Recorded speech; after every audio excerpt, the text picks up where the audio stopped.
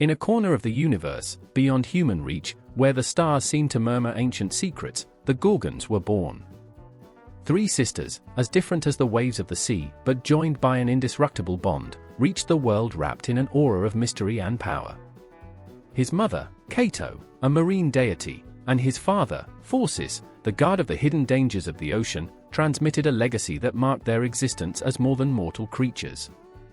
Steno, Euryale, and Medusa.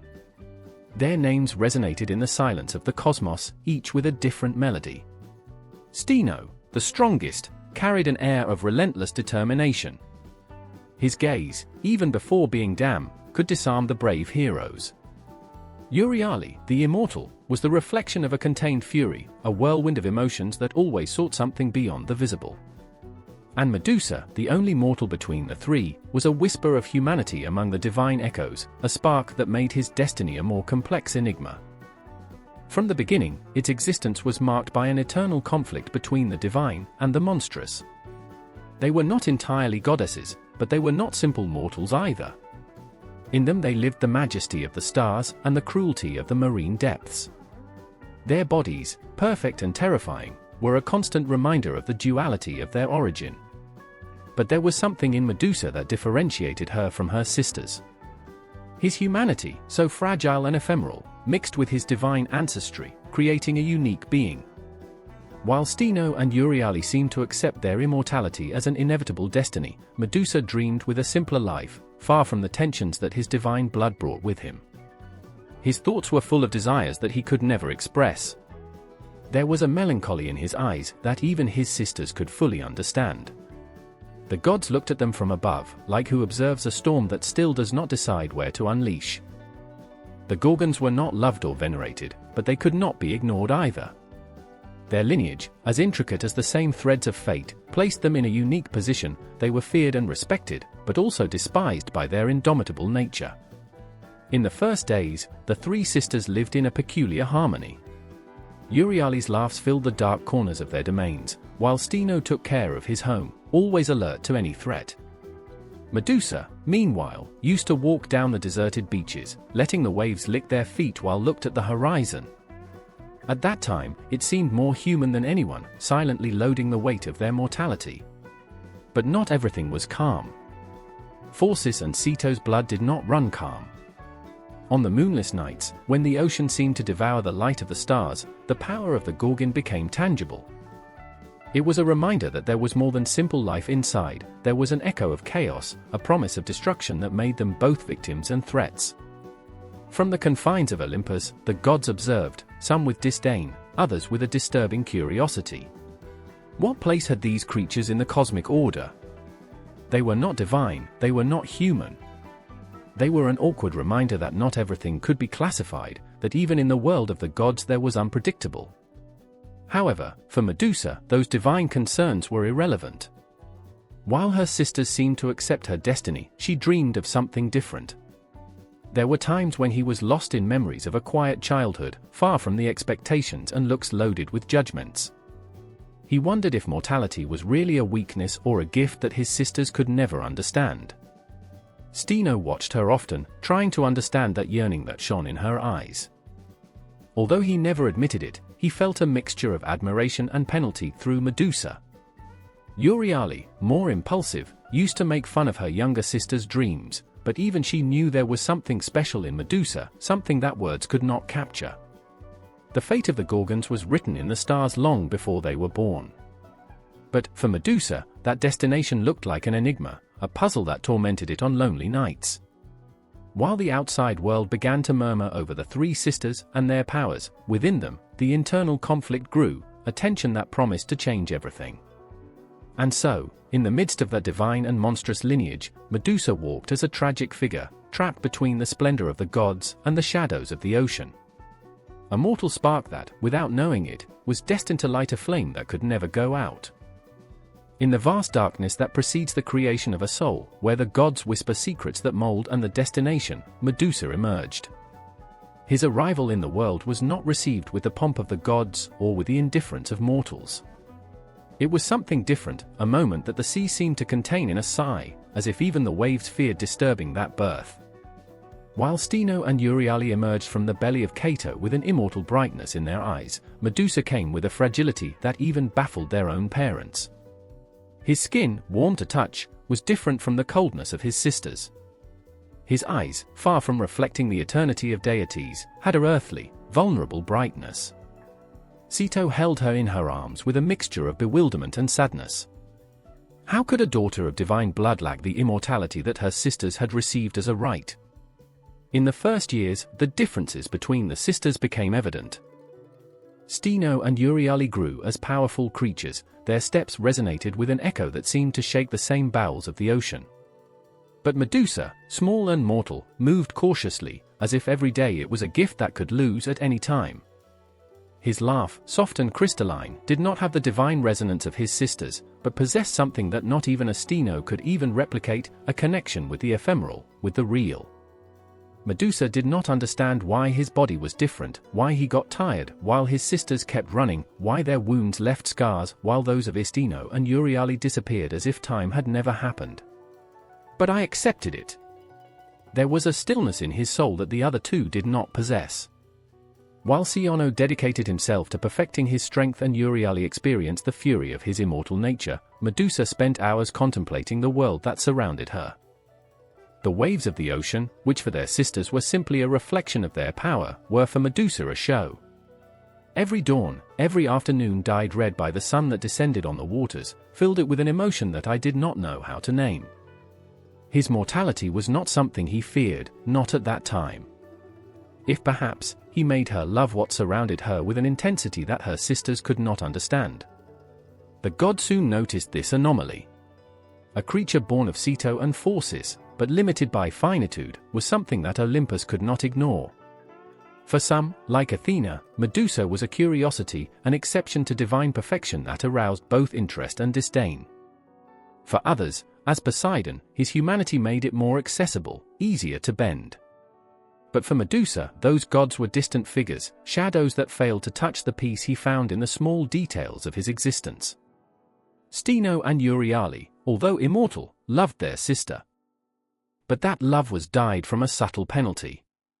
They knew that Medusa would not be with them forever, that their days were counted, while they would remain witnesses of a world that would change and transform for millennia. Steno tried to protect her, teaching her to defend himself in a world where weakness was punished.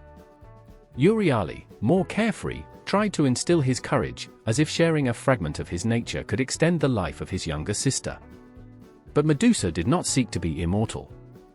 In his eyes there was an acceptance that bothered the others. It was not resignation, but a deep understanding of his place in the world. He was aware that his mortality was an anomaly, an error in the eyes of the gods. However, instead of considering it a curse, it seemed to find beauty in that difference.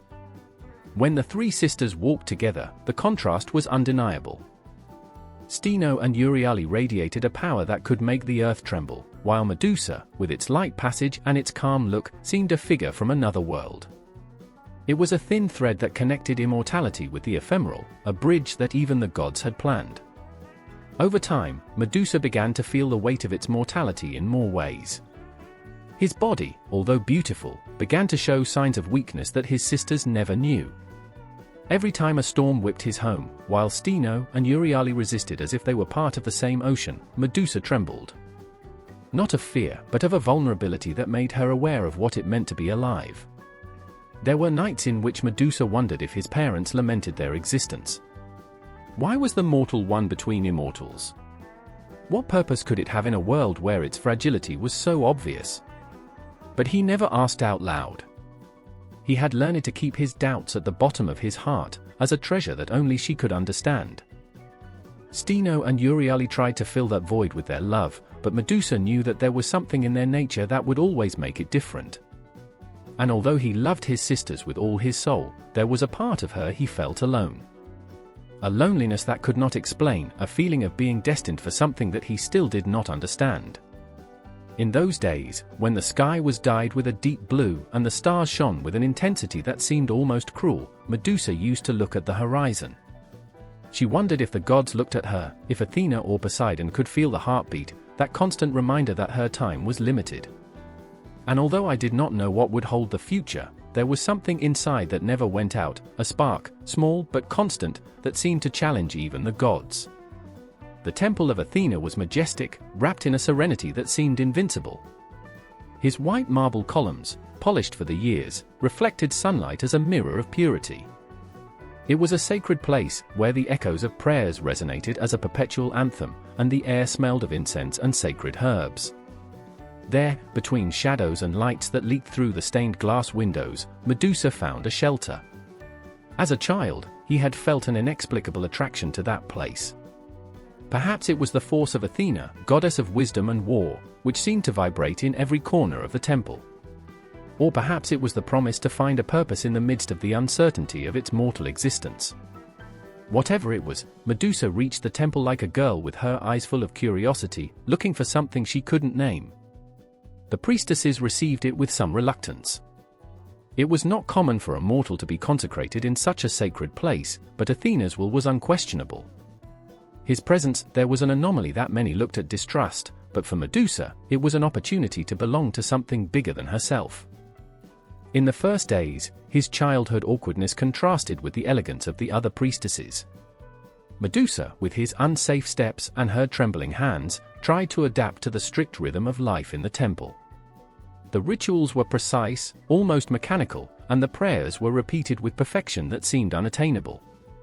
But Medusa did not discourage.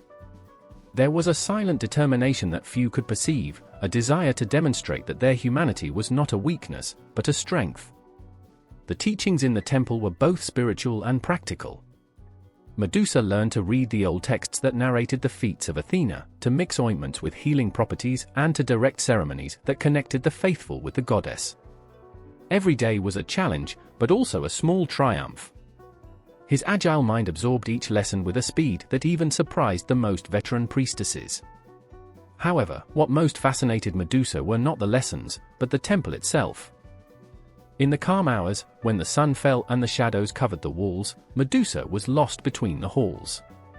He touched with reverence the inscriptions recorded in the columns, as if caressing the words could absorb the wisdom of Athena. He often stopped before the statue of the goddess, an imposing figure with marble eyes that seemed to look at it severely and compassion at the same time. On those nights, while the outside world slept, Medusa spoke with Athena. His words were not the prayers rehearsed that the other priestesses recited. They were confessions, questions, supplications that came directly from their hearts. "Why am I mortal?" I asked in a low voice, fearing someone listening to her. "What place do I have in a world that I don't understand?" The statue, of course, did not respond, but Medusa felt that the goddess listened to her in some way. Over time, his dedication began to stand out. It was not just his ability to learn quickly or his precision in rituals. There was something in Medusa that went beyond the tasks assigned to him. Her presence had a soothing effect on those who surrounded her, a quality that could not be explained, but that everyone felt. Even the priestesses who at first looked at her suspicious began to respect her. But not everything was easy. Its mortality was still a weight that carried each step. While the others seemed to move with a supernatural grace, Medusa struggled to keep the pace. There were days when his body got tired, in which his hands trembled after long hours of work. At that time, frustration consumed her, but never let her see her cry. He kept his tears for the loneliness of his little cell, where he could afford to be weak for an instant before rising again. On the day of his consecration as a priestess, he was one of the most significant of his life. Dressed in a white robe and adorned with a garland of olivo, she walked towards the altar with her heart beating hard. The other priestesses surrounded her, singing a hymn that seemed to rise to the heavens. In the center, the statue of Athena shone under the light of the intruders, as if approved in silence that time. When they placed the golden headband in their head, Medusa felt a mixture of pride and humility.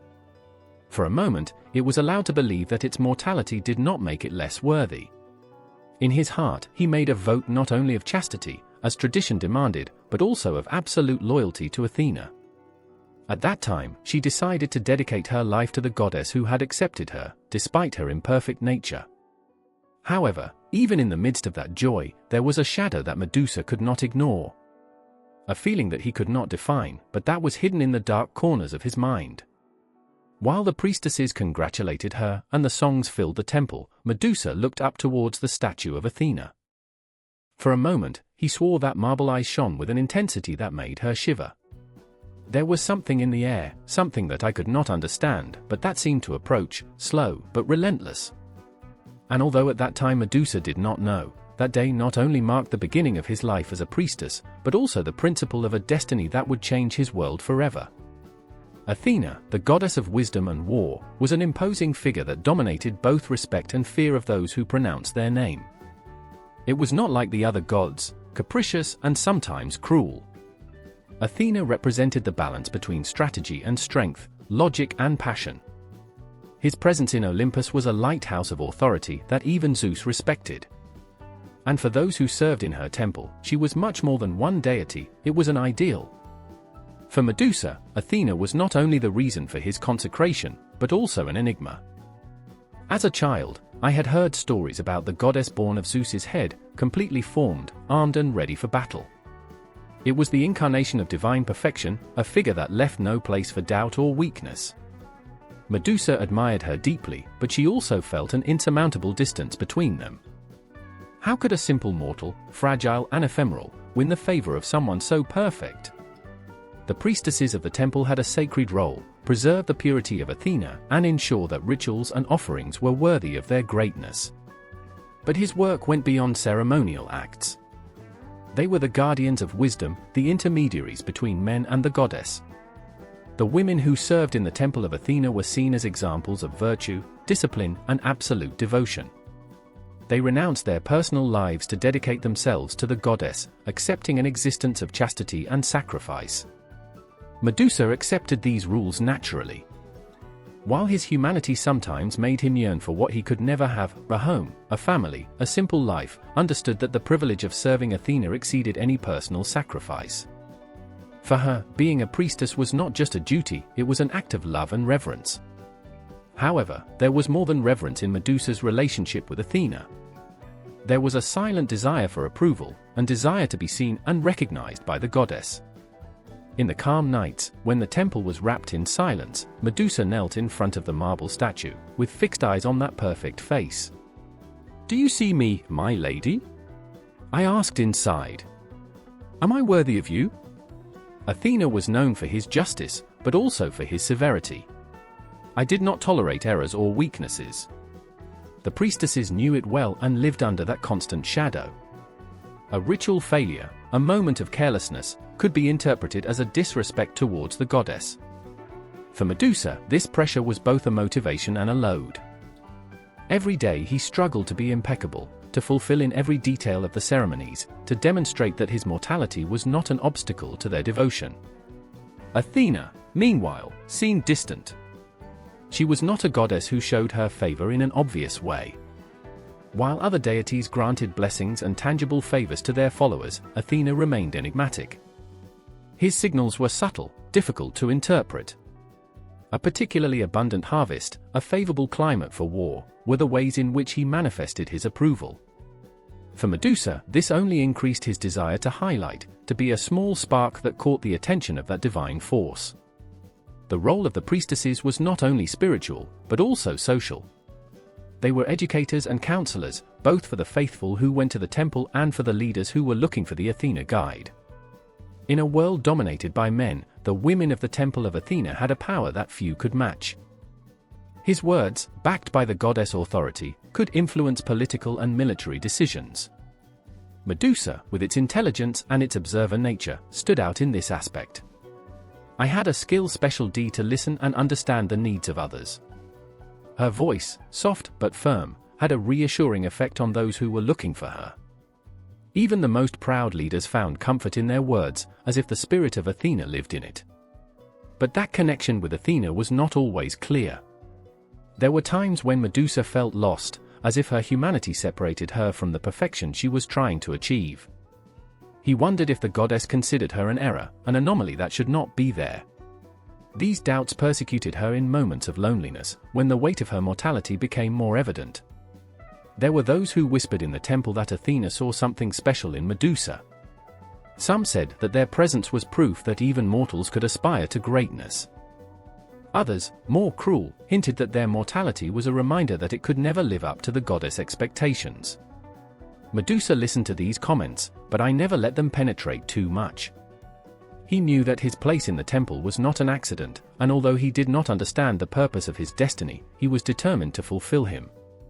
Every day in the temple it was a battle against its own insecurities, against the constant comparison with its companions, and against the unattainable figure of Athena.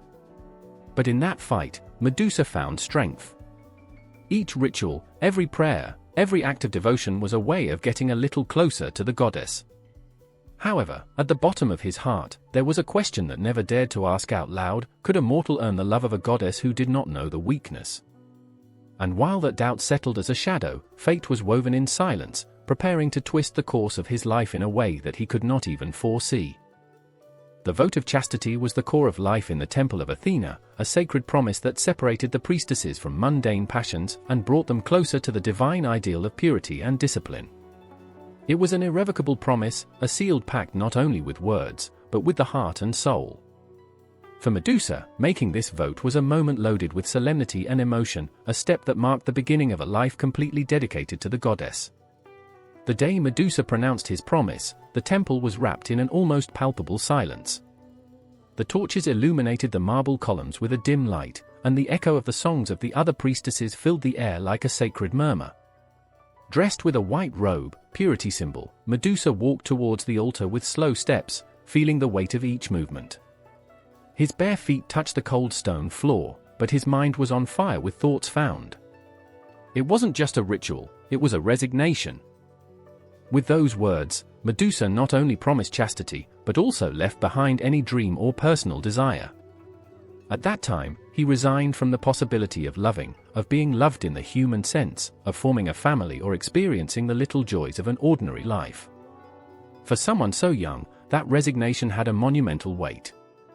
However, Medusa did not hesitate. When he reached the altar, his hands trembled slightly, but his voice was firm when the words of the vote. Athena, great goddess of wisdom, I promise to keep my body and my heart in purity, dedicate my existence to your service, and abandon everything that moves me away from your path. The words resonated in the temple, loaded with an energy that seemed to vibrate in the air. While talking, his eyes looked at Athena's marble statue, which seemed to look at her with unfathomable intensity. For a moment, Medusa felt as if the goddess were there, listening to her, judging her. It was a moment of deep connection, an instant in which Medusa's mortality seemed to fade in front of the immensity of the divine.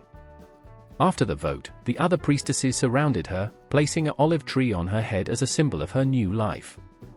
The choir of voices rose, celebrating the purity of his promise, but within Medusa there was a whirlwind of emotions.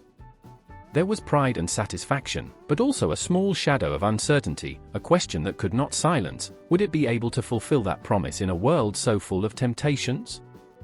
The rules of the temple were strict. Each priestess should avoid any physical contact that could be interpreted as inappropriate. Men's visits were strictly controlled, and interaction with the outside world was limited. Life in the temple was designed to protect that promise from chastity, to keep the priestesses in a state of pure devotion. But even in that controlled environment, the evidence soon arrived. For Medusa, the promise was not just a rule that should follow, it was an act of faith. She saw chastity not like a resignation, but as a way to honor Athena, to demonstrate that his devotion was stronger than any earthly desire. However, that conviction did not always make the path easier. There were nights in which loneliness became heavier, when the shadows of the cell seemed to whisper all the things I would never have. Sometimes, in his dreams, he imagined a different world, one where he did not have to choose between serving the goddess and living a human life. But every morning, when he woke up, he remembered herself that her place was in the temple, that her promise was her strength. The chastity vote also had a symbolic meaning. It represented the separation of the priestesses of the chaos of the outside world, their dedication to something bigger than they themselves. For Medusa, this idea was both comforting and challenging. His humanity often interposed, reminding him that, despite his devotion, he was still a mortal with yearnings and fragilities. Over time, Medusa began to find in chastity a source of personal power. When giving up earthly desires, I felt that he gained clarity that he had not experienced before. His thoughts focused more easily on the rituals, on the teachings of Athena, on the problems of the faithful who came to the temple in search of guide. Every time he felt a stab of doubt or desire, he transformed it into a prayer, in an affirmation of his commitment to the goddess. However, not everyone in the temple shared their vision. There were those who saw chastity as a burden, as a sacrifice that was made by obligation and not by faith. Medusa, although he did not judge his companions, felt that difference separated it from them. He often wondered if Athena also noticed the difference, if the goddess perceived her effort as more than a mere formality. The chastity vote was not just a personal promise, it was a public statement of loyalty.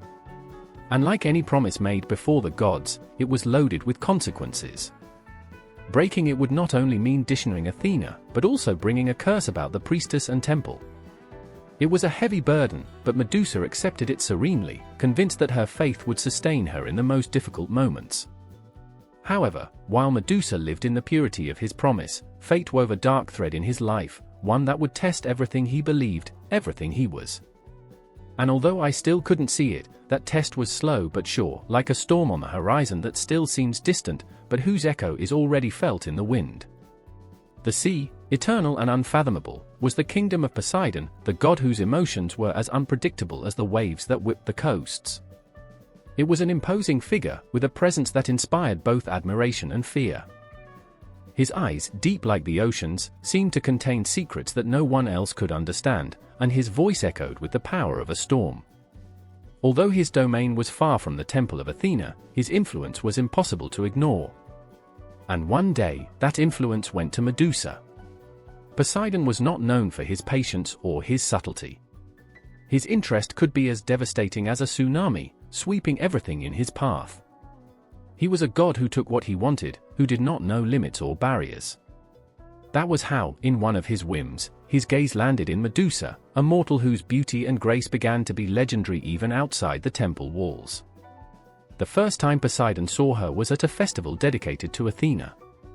The temples of the gods were places of devotion, but also of subtle rivalries, and that of Athena was no exception. It was common for the gods to send emissaries, or even appear in person, to observe those who served them. Poseidon, intrigued by the rumors of a mortal whose presence highlighted among the immortals, decided to witness the event. Medusa, oblivious to the eyes that followed her, was completely immersed in her duties. During the festival, he directed the songs with an elegance that seemed supernatural, his voice resonating like a silver thread in the air. Her hair, which shone under the light of the torches, looked like a living flame, and her eyes reflected a pure devotion that made her even more captivating. Poseidon was fascinated. I had seen many women, goddesses, and mortals equally, but something in Medusa disarmed it. It was not just his physical beauty, although this was undeniable. There was a silent force in it, an intensity that contrasted with the fragility of its mortality. For a god accustomed to possessing everything he wanted, Medusa represented a challenge, something he could not ignore. However, what for Poseidon was fascination, for Medusa was invisible. She had no idea of the presence of God, or the attention she was attracting. His world was focused on the temple, the rituals, and his sacred promise. Your Hearton, although young and full of energy, had no room for anything more than devotion to Athena. But the gods do not usually accept rejection, and Poseidon was no exception. Her interest in Medusa grew over time, fed by the distance she, without knowing, maintained. For him, that indifference was nothing more than an obstacle that he had to overcome. It was a force of nature, and did not conceive the possibility that a simple mortal could resist his will. The first indications of the presence of Poseidon in Medusa's life were subtle, almost imperceptible. An unknown visitor who watched from the shadows during the rituals. A murmur of the waves beyond the hills, even when the sea was far. Small signs that barely attracted the attention of those who lived in the temple. But for Medusa, those signs began to feel as an invisible pressure, as if something were constantly observing. There were nights in which, while praying alone on the altar, I felt a chill that I couldn't explain. It was as if a shadow slid down the walls, whispering promises that he could not listen at all. Rumors began to spread among the priestesses. Some said that Medusa had attracted the attention of a god, although they did not know which one. Others, more superstitious, murmured that its beauty was a curse, that the god saw it as a challenge that should be conquered. Medusa, hearing these rumors, tried to ignore them. Her faith in Athena was her anchor and clung to her with all her might. But Poseidon was not a god who gave up. His interest in Medusa was not just a matter of desire, it was also a way of challenging Athena. The rivalry between the two gods was legendary, and the temple of the goddess of wisdom represented a land that Poseidon could not resist invading. For him, conquering Medusa was not only an act of desire, but also a statement of power. Medusa, trapped between these forces that he still did not understand, continued with his life in the temple. But inside, a restlessness that could not explain began to grow. There was something in the air, a tension that seemed to wrap it in the most unexpected moments. While praying, while sleeping, even while running the rituals, I felt something approached. And then, one night, that invisible presence became impossible to ignore. While the temple slept and the outside world seemed mired in a deep silence, the waves of fate began to stir, approaching with a force that Medusa could not foresee. The arrival of Poseidon would not be a simple encounter, it would be the beginning of a storm that would change everything she knew. The night was quiet, so quiet that it seemed unreal.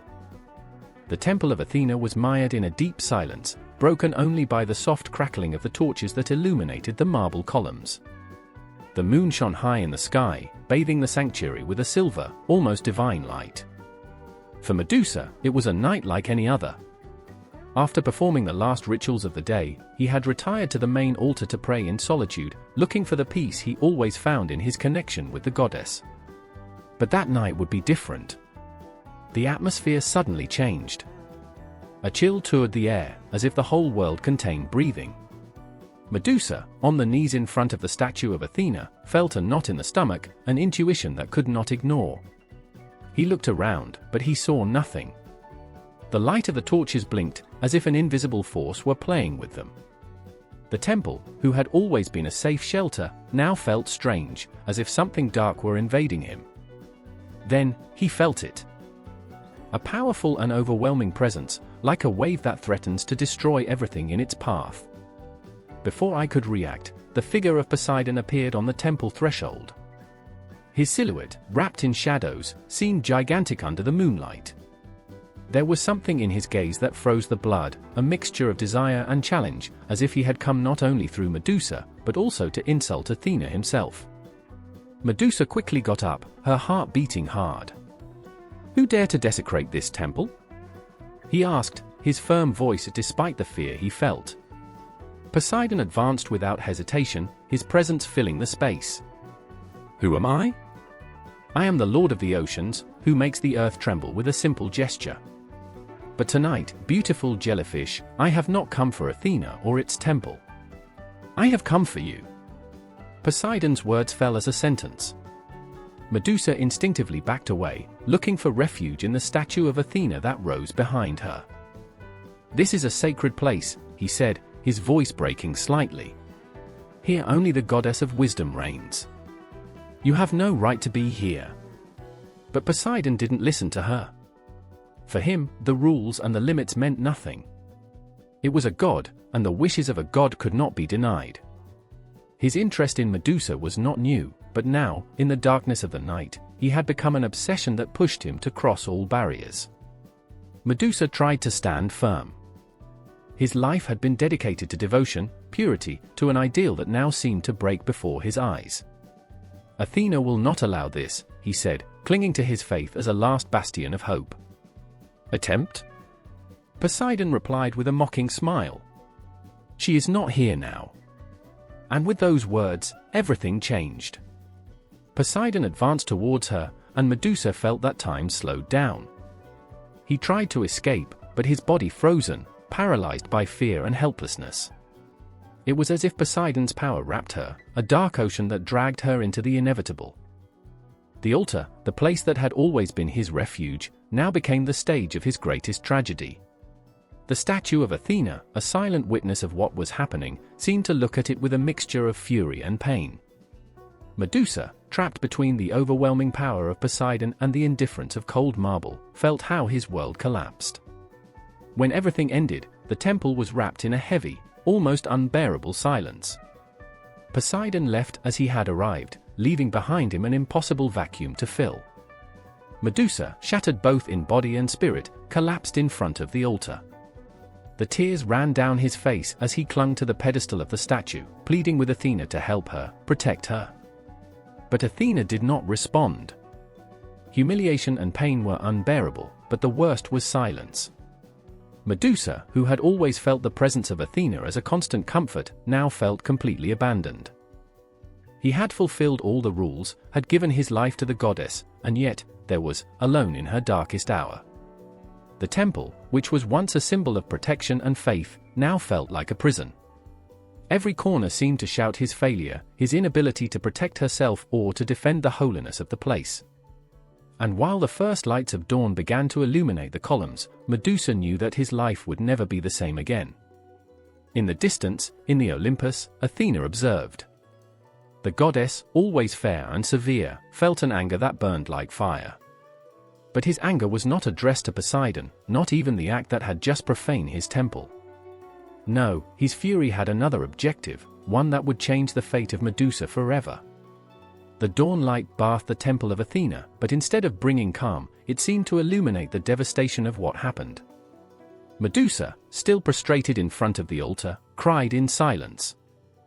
Every tear that fell to the ground was a shout drowned with pain, a plea that was not a response. He had dedicated his life to the goddess, he had made every sacrifice, and now, after that dark night, he felt abandoned, betrayed by the same ideals he had sworn to protect. The temple, which had once been a shelter, now seemed hostile. The shadows projected by the columns were deeper, more threatening. Everything was impregnated with a tension that grew with every moment. And then, the air became heavy, loaded with an energy that made it impossible to breathe easily. The presence of Athena became evident. It was not a physical appearance, but something more powerful, more overwhelming. The marble of the statue seemed to shine with a golden light, and a voice echoed in the sacred space. It was a cold, firm voice, full of a divine authority that left no doubt. "You were desecrated my temple, Medusa."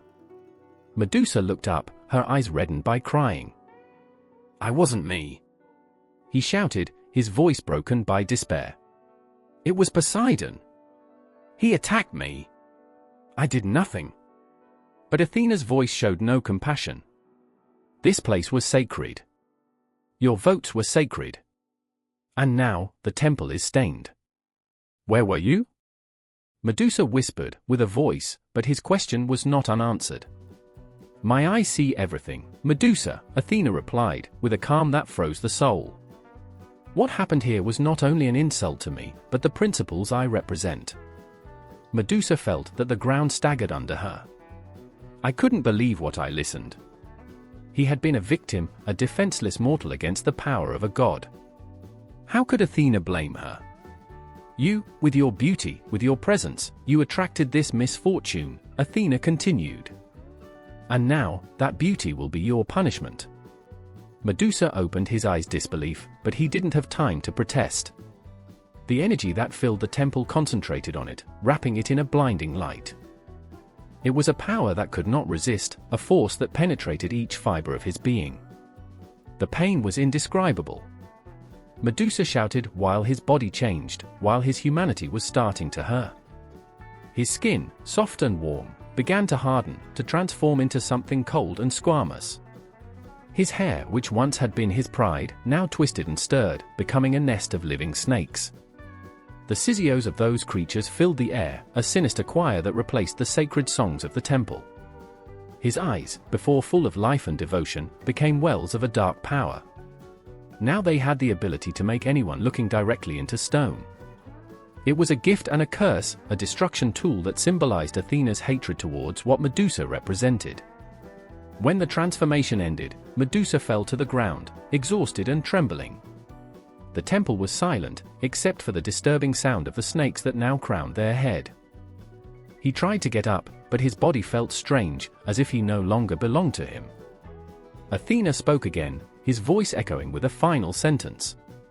"You'll be exiled from this place. Your face, which was once a blessing, will now be a curse." men who approach you will do it with fear or hate. And those who dare to look at you will find their end in the eternal stone." Medusa, with tears in his eyes, tried to answer, but the words did not come out. He had lost everything: his humanity, his faith, his place in the world. Everything that remained was an abyss of loneliness and pain. Athena, relentless, took a last step. "You'll not walk among mortals. Your place will be far, in a corner of the world where no one can find you. There you will live, with the weight of your curse, until someone is brave enough, or foolish enough, to face you." With those words, Medusa was thrown out of the temple, his dark figure fading in the distance. The priestesses, who had heard the screams from their cells, left to find the empty altar, the atmosphere full of a sadness that they could not explain. The temple of Athena was intact, but the echo of what happened would persist for a long time. And somewhere, far from everything he had met, Medusa began his new existence. It was not a life, but a conviction. And while the snakes in her head sizzlated with rage, she knew that the hatred and injustice of that night would follow her forever. Medusa walked alone, lost in a world that I no longer recognized. Every step it took seemed to drag her further from life she once met. The snake that now crowned her head Sisiba in a sinister murmur, a band of creatures that twisted and slid with a freedom that she would never have. His body, which had previously been so human, so full of life, now felt alien, heavy, deformed. He moved away from the temple of Athena, his former refuge, as if escaping him could also escape his own destiny. She had been expelled, rejected, transformed into something that she couldn't understand. The landscapes that passed before their eyes seemed unreal, distant, as if they were not part of the world to which it once belonged. Everything was strange. Everything was dark. Finally, he found a small cave to take refuge. The air inside was fresh, and the shadows wrapped it, giving it a feeling of protection. The silence welcomed her as an old friend, and it was in that silence where, for the first time, she dared to face herself. On the side of the cave there was a small pond. The surface of the water was so quiet that it looked like a mirror. Medusa stared at him, not fully understanding why he did it. Something inside pushed her there, as if her soul needed to see what her mind refused to accept. The reflection in the water would be the last truth that remained to face. He approached slowly, with narrowed eyes, fearful of what he could find. For a moment, the water remained intact, calm, as if it were waiting. And when her eyes finally perched on her reflection, the pain hit her with an intensity she had never met. The first thing he noticed was his hair. Or rather, what remained of him. The snakes moved frantically over their heads, sliding with each other, and each of them seemed to have their own life, weather and turning quickly. Medusa could not remember the last time he had had soft hair, a golden hair that slid like the sun at dawn. Now, there were only chaos and horror. But the worst was his face. His face was no longer the same. Those eyes that previously shone alive, with hope, now they looked empty, hard, like two dark desperation wells. His skin, once soft and radiant, was now pale, almost grey, as if the death itself had touched it. And the scars, the brands of their transformation, were visible in every corner of their face. Horror grew inside her. His mind, who had struggled to understand what was happening, now faced the irrefutable truth: she was not human. It was no longer. She had been transformed, banished, condemned to live in a body she did not recognize. That terrified her. His mouth opened in a cry of anguish, but in doing so, he saw how snakes stirred, as if they responded to the pain of their soul. The reflex watched her, relentless, mocking her suffering. What had remained of the jellyfish that had been? Where was the young woman who had served with devotion to Athena, who dreamed of a future full of promises? There was nothing left. Medusa's eyes began to fill with tears. Tears that fell like stones, dragging with them the pain he felt in his heart. He had never felt so broken before, so lost. Not only had he lost his beauty, his humanity, he had lost self-love, his connection with the world. He looked again at his face in the water. The snakes in their head began to move faster, responding to the tumult inside it. Medusa felt the poison in his soul, the poison of anger and the pain they consumed it. I would not have seen what he saw. I wish the water had been calm, that she could continue to believe that everything was a bad dream. But it wasn't a dream. It was reality. And it was more terrible than I would never have imagined. The water began to stir inexplicably, as if all the pain she felt were leaking in the environment, even altering the calm of nature. Medusa, horrified, tried to depart, but it was at that time that something even more scary happened. The snakes began to move with such a speed that Medusa felt around her face, on her neck, on her shoulders, as if all the creatures were taking it, twisting, scratching. When he looked again, he could see how the surface of the water began to stir even more, as if his own rage was distorting the image. Suddenly, he saw what he would never have imagined: the stones that surrounded the pond, the nearby trees, everything around him, seemed petrified before his eyes. The first branches began to harden, and the leaves became rigid, as statues that could no longer move. Medusa understood, horrified. With each of his thoughts, with each of his deepest feelings, he could transform everything he touched into stone. His pain, his anger, his despair had become a destructive force that manifested himself in the world that surrounded her. And with that realization, the weight of the curse became even more unbearable. Not only had he lost his humanity. Now, everything that played fell under his power, transformed into stone, as an eternal testament of his suffering. The jellyfish that had no longer existed. What was left was a shadow, a creature condemned to live in a world where the only company he had was his own pain, reflected in each stone behind. The wind blows strongly in the distant mountains, dragging with it a cold feeling of desolation. Medusa walked between the rocks, the sound of snakes in their head as the only echo of their existence. The world, before so full of life, now seemed distant, oblivious to his pain, as a memory that vanished with every step he took.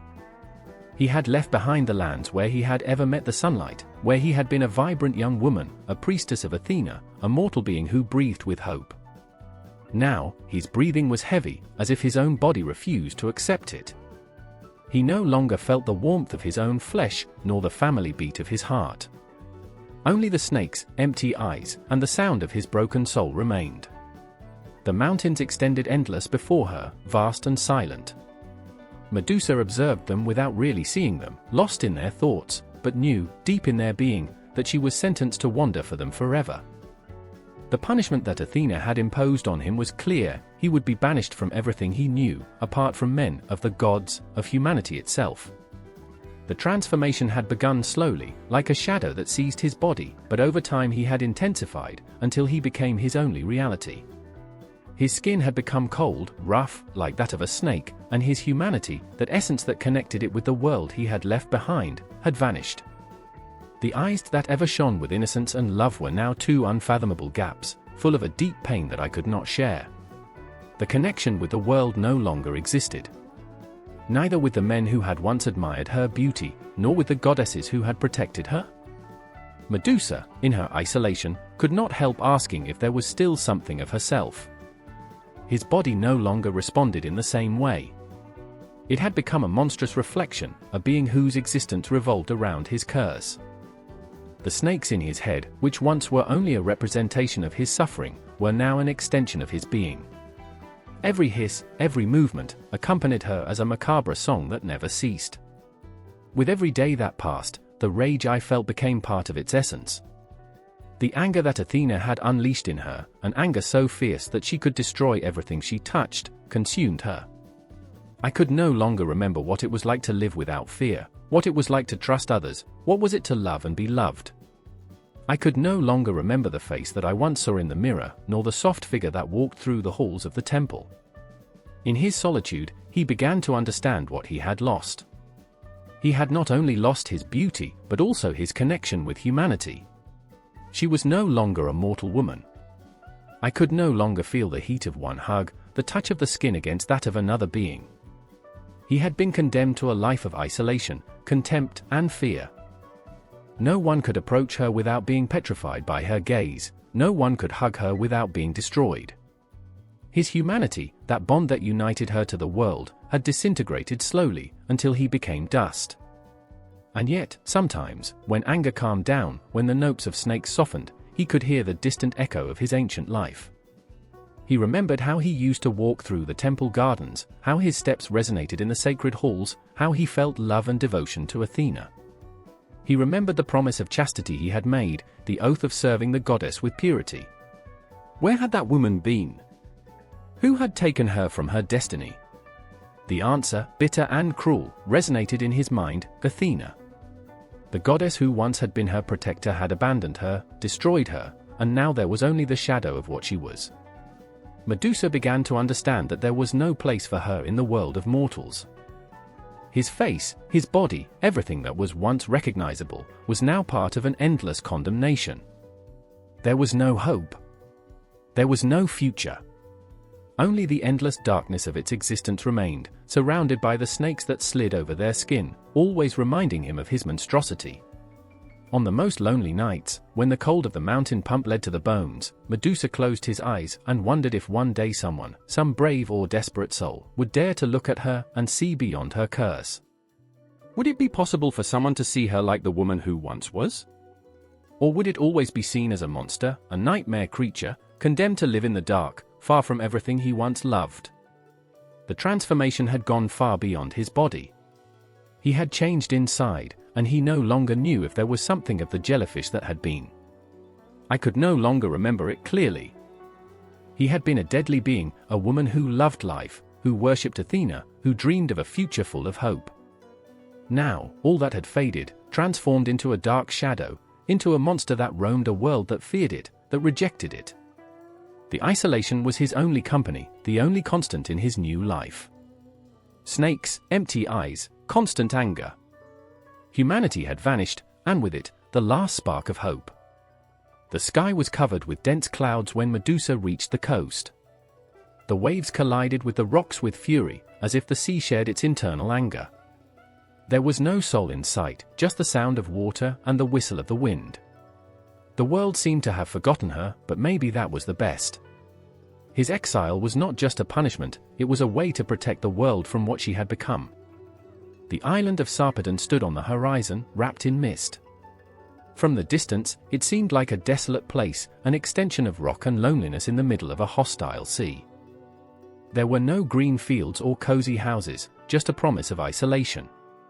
Medusa knew that this would be his destiny, a place where no one would dare to look for it, where he would be completely alone, far from the world of men and gods. With effort, he went up to a small boat that had found abandoned on the beach. His hands, which had once been delicate and human, were now strong and rough, marked by their transformation. While he remailed to the island, the snakes in his head twisted restless, as if they felt the tension in his soul. Each remade was heavy, as if the water itself tries to resist it.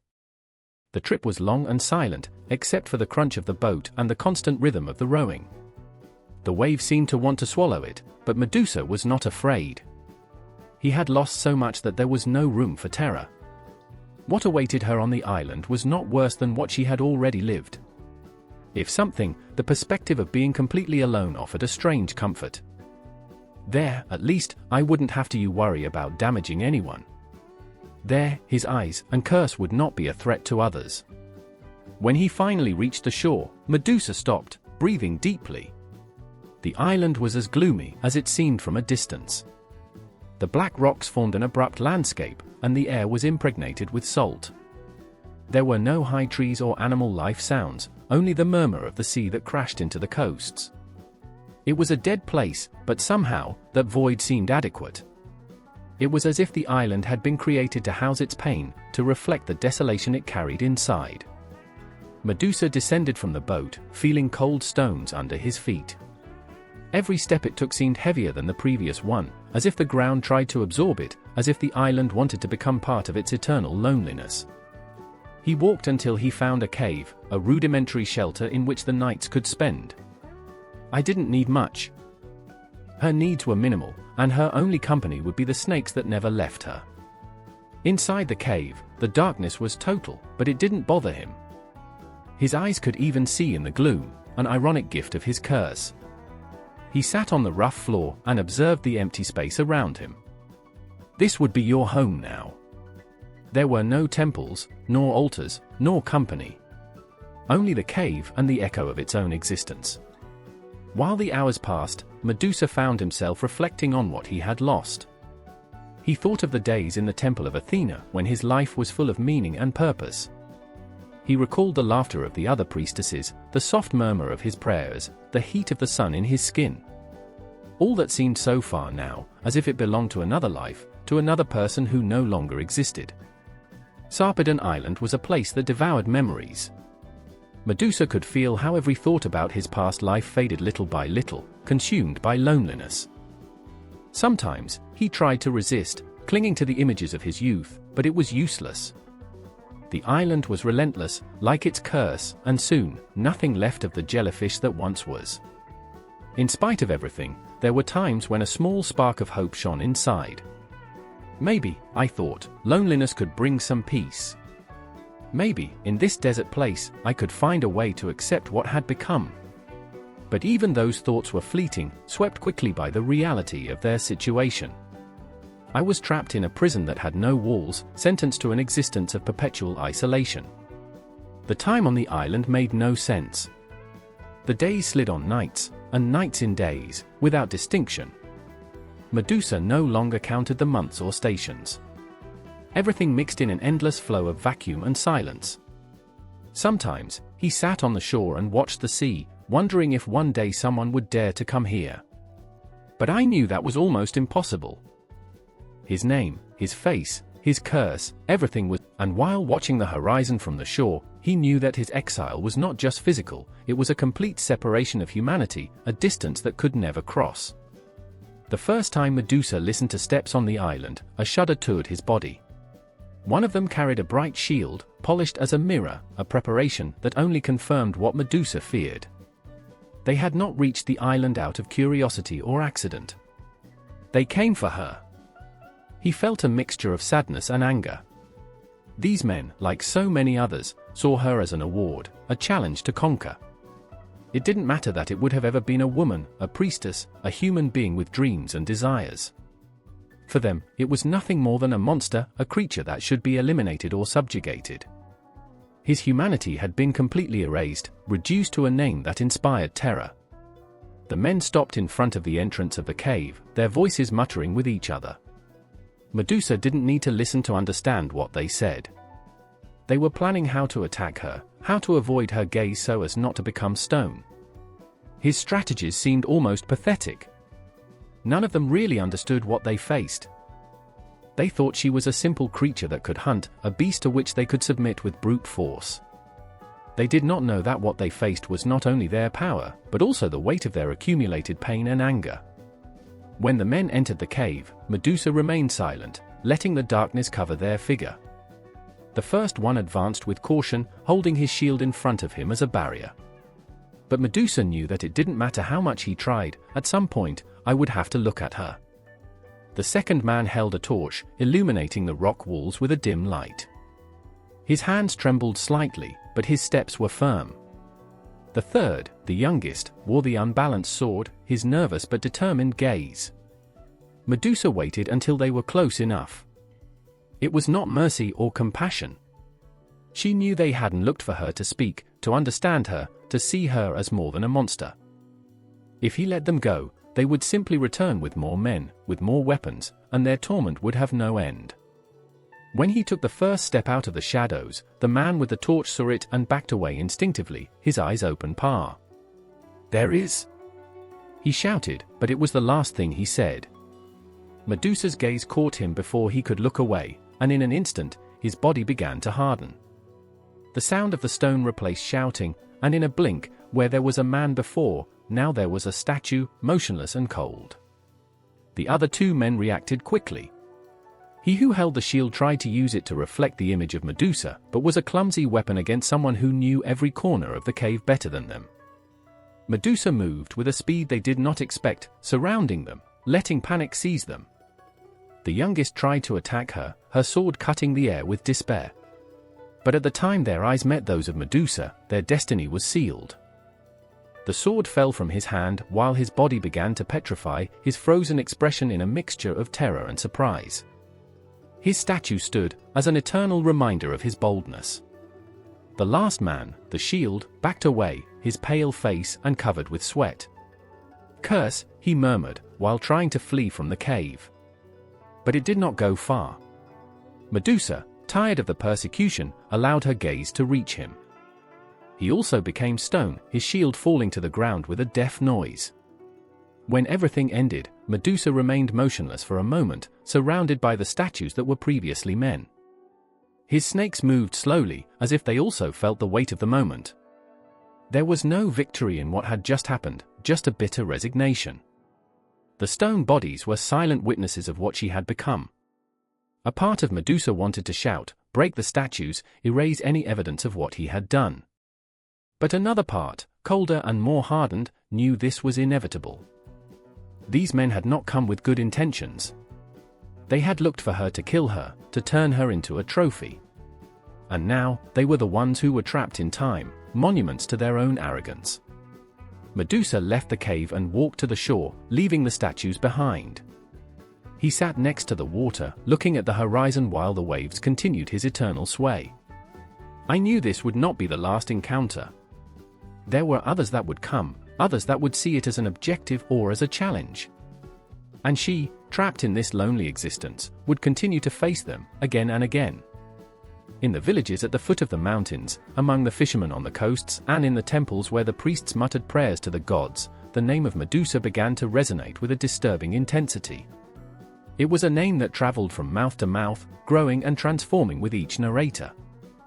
The rumor spoke of a fearsome creature, a woman with snakes instead of hair, whose eyes could turn any living being into stone with a sun or look. But what few understood was that behind this legend a story of pain and betrayal was hid. The first stories arose among the few who, for some reason, had heard of the men who never returned from Sarpedon Island. Mariners who had sailed nearby spoke of a dark presence on the island, something that seemed to monitor from the shadows. Often, these stories were mixed with exaggerations, creating an aura of mystery that fed the imagination of those who listened. In public squares, poets began to recite verses about the Gorgona. They described it as a monstrous being, with sharp fangs and a look that stole the soul. Some even added fantastic details, such as their laughter could shake the earth or that the snakes in their head whispered dark secrets to those who approached too much. These stories not only inspired fear but also fascination. Medusa was not just a monster, it was an enigma, a being that embodied the forbidden and the unattainable. The warriors, in particular, were attracted to these stories. For them, facing the Gorgon became a courage, a challenge that could assure them immortality in the songs and epic stories. Those who left for Sarpedon did it with hearts full of ambition, but rarely returned. His disappearances did nothing more than feed the myth, confirming the idea that Medusa was invincible, a living punishment sent by the gods. With each new disappearance, the legends grew. It was said that the island was surrounded by a magical fog that disoriented travelers. Some claimed that they could listen to a disturbing echo in the distance, like a perpetual regret that seemed to come from Medusa herself. Others talked about the stone statues that covered the island, motionless figures that were once brave men. These stories added a visual component to the legend, an image that terrified those who dared to imagine it. In the temples, the priests began to use the name of Medusa as a warning.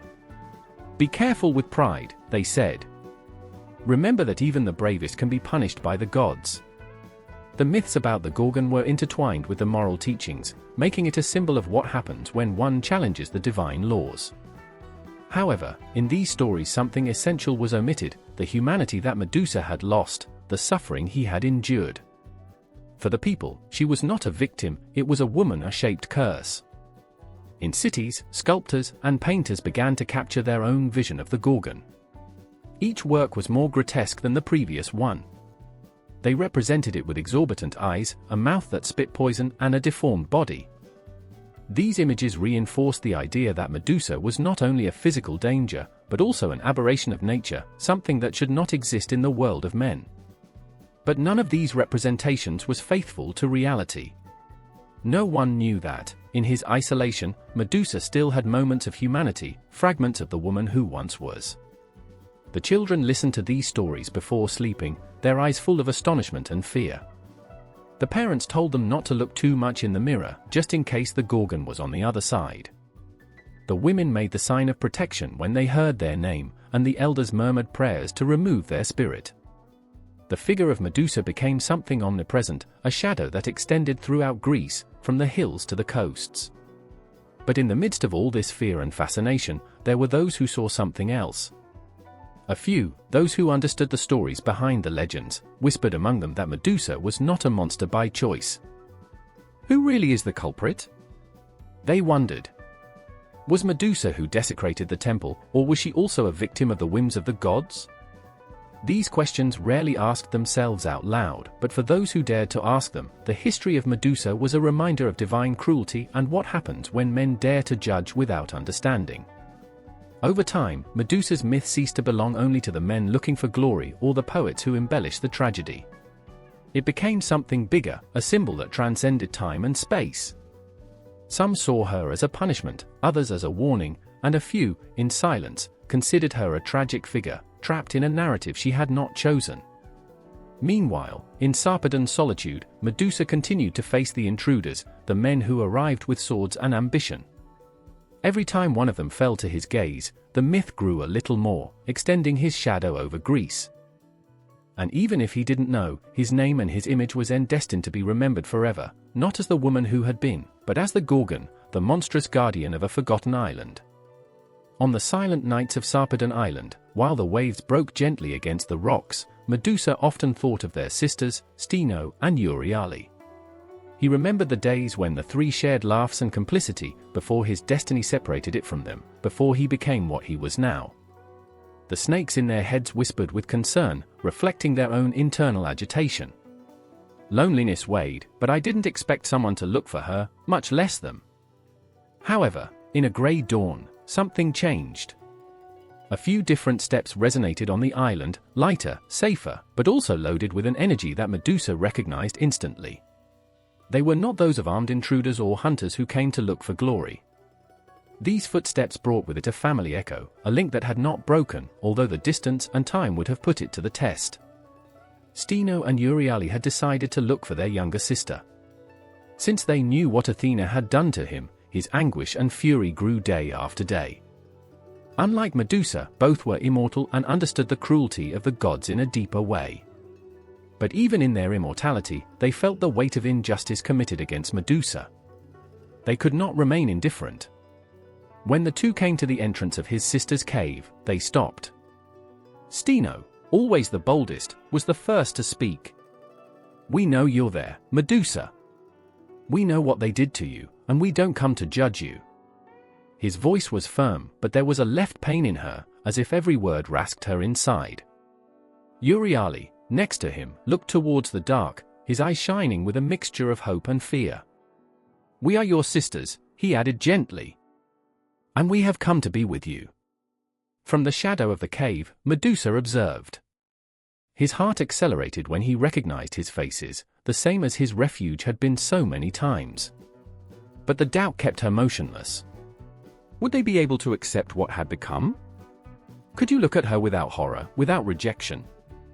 I didn't want the only people who still loved them like a monster. Finally, he took a step towards the light, although he kept his eyes down. The snakes in their heads moved with restlessness, as if they shared their nervousness. Steno and Euryale did not go back. Instead, they advanced towards her. Euryale was the first to extend a hand, without fear. "We have waited so much to see you," he said, his voice breaking slightly. "Nothing that you are now will change what you will always be for us." When he hugged her, Medusa felt something she had believed lost, human warmth, a contact that was not accompanied by fear or hate. Steno, with tears in the eyes he rarely showed, joined the hug. It was a moment that Medusa had not imagined possible. His snakes, which used to react aggressively to any presence, seemed to calm down before the proximity of their sisters. For hours, they sat together in the cave, speaking among whispers, as if they were afraid that the reunion spell could break if they raised the voice. Medusa, at first, was reluctant, fearful of opening the wounds of his past. But with every word of comfort, with each gesture of support, its resistance crumbled. He told them of his pain, from the men who had come to hunt her, from the statues that now decorated the island as monuments to their tragedy. He told them about his fear, how every day was a battle against bitterness that threatened to consume it. Steno and encouraged them carefully, without interrupting. When Medusa ended, Steno spoke with a determination that seemed to shake the walls of the cave. "You are not alone, Medusa. You were never. It doesn't matter what Athena has tried to do. You are our sister, and that is more powerful than any curse." Euryale, more calm but equally resolved, he added, "What they did to you is an injustice, but you don't have to load with this weight alone. We will be with you, always. We will face what comes." From that day, Sarpedon Island ceased to be a place of absolute loneliness. The Gorgon sisters, united again, found comfort in their mutual company. Steno and Euryale protected Medusa, facing furious to any intruder who dared to set foot in his territory. It was not an irrational revenge, it was an act of love, a reminder that Medusa was not alone in his fight. The relationship between the three was strengthened with each day that passed together. Although Medusa continued to carry the weight of her transformation, the presence of her sisters gave her strength. In his shared laughs, in the moments of silence by the sea, he found something he had believed forever, a hint of hope, a reinterpretation that, even in the dark, love could prevail. And so, the legend of the Gorgons began to change. It was no longer just the story of an isolated monster on an island. Now, it was the story of three sisters, united against the world, challenging not only the men who feared them, but also to the gods who had tried to destroy them. The silence of the island of Sarpedon was absolute, broken only by the distant murmur of the sea and the occasional scission of the snakes that stirred gently in the head of Medusa. Loneliness felt like a tangible weight, wrapping it in a mist that seemed to obscure even sunlight. He had become accustomed to this isolation, but he had never really accepted it. On the quieter nights, when the moon illuminated the cave where he took refuge, Medusa immersed himself in his thoughts, looking for answers to questions that no one could answer. How had it reached this? Why did the gods, with all their power, have decided to make it a symbol of horror? Before, she had been a young devout, consecrated at the service of Athena, willing to sacrifice everything for the goddess she venerated. Now, its very existence was a constant reminder of divine anger, of cruelty that immortals could unleash against mortals. Sometimes, in the gloom, Medusa looked at the calm waters of a near pond. It was a dangerous act, but I couldn't help it. He did not seek his reflection for vanity, but for despair, as if he expected to find in that image something that returned a fragment of his ancient identity. What I saw was a face deformed by the tragedy. The snakes, live and ruthless, replaced the hair that he had once admired. His eyes, which once had been sweet and warm, were now weapons that could destroy with a single look. Every time he contemplated that figure, he felt as if the soul that once lived in that body vanished a little more. However, what hurt her was not her appearance, but the meaning behind her. The curse that Athena had imposed was not only a punishment, but a statement: Medusa was no longer worthy of being human. It had been stripped of everything that defined her, transformed into something that should be feared and avoided. The gods, in her infinite arrogance, had condemned her to exist as a living warning, an example of what happened when the divine rules were challenged, although her intention would never have been. Medusa reflected on the concept of divine justice. The gods, in all their magnificence, demanded absolute devotion and offered little in return. They were capricious, petty, and deeply unfair.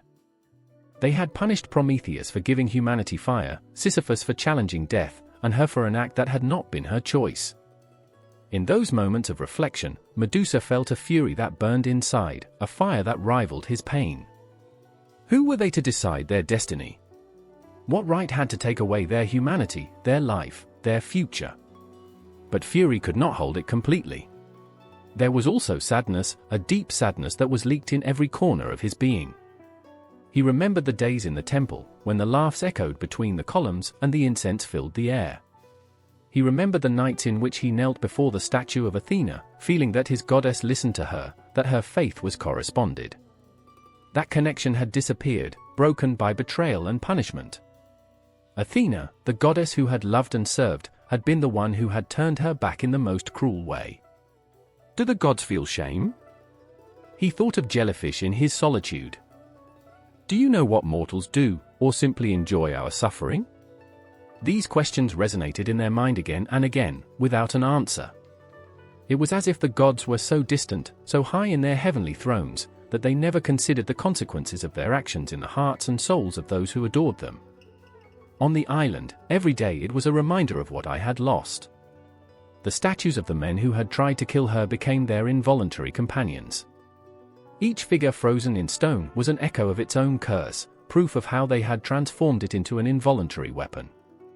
Medusa did not want to be a monster, but the gods had not given him another option. In spite of everything, there were times when he wondered if there was still some humanity inside her. He remembered how he used to take care of the small animals that wandered near the temple. Now, even the wildest creatures avoided their presence. He remembered the songs that the priestesses sang in the ceremonies, but did not dare to raise his voice for fear that the sound would wake something dark inside her. Was it possible for one day to feel joy again? Or was he condemned to give this lonely existence forever? Medusa lay on the wet grass of the island and looked at the stars, looking for some kind of comfort in the vastness of heaven. He thought about how those same stars had witnessed everything: his birth, his consecration as a priestess, his fall. The stars were the only ones who did not judge her, who did not flee from her gaze. Pero tampoco podían ofrecer respuestas. En su soledad, Medusa aprendió a vivir con las contradicciones de su existencia. Era víctima y villana, humana y monstru, un símbolo de terror pero también de resistencia. His relationship with the gods was a tense thread, a mixture of anger, sadness, and a small spark of hope. Because although she had been punished, she still existed. And while living, his story would not be forgotten. In the depths of Sarpedon Island, the stories of men who came to face Medusa accumulated as forgotten echoes, recorded in the rocks and in the wind. The intrepid heroes that crossed seas and mountains to find it had a common purpose: to end the creature that turned men into stone and return triumphant with their head as a trophy. But the island, always silent and mysterious, kept the secrets of its failure. The first to arrive were always young, full of ambition and blind trust in their skill.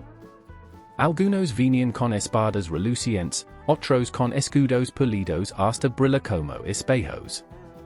All shared the same erroneous idea, that Medusa was an irrational beast, a monster without strategy, and that they were the heroes destined to beat her. But they did not know that the true tragedy of Medusa was not only its terrifying appearance, but the intelligence and sadness that still inhabited in it. It wasn't a monster that hunted, he was a victim who had learned to defend himself. One of the first was a warrior called Callimaco, whose armor shone under the sun while landing on the coast of the island.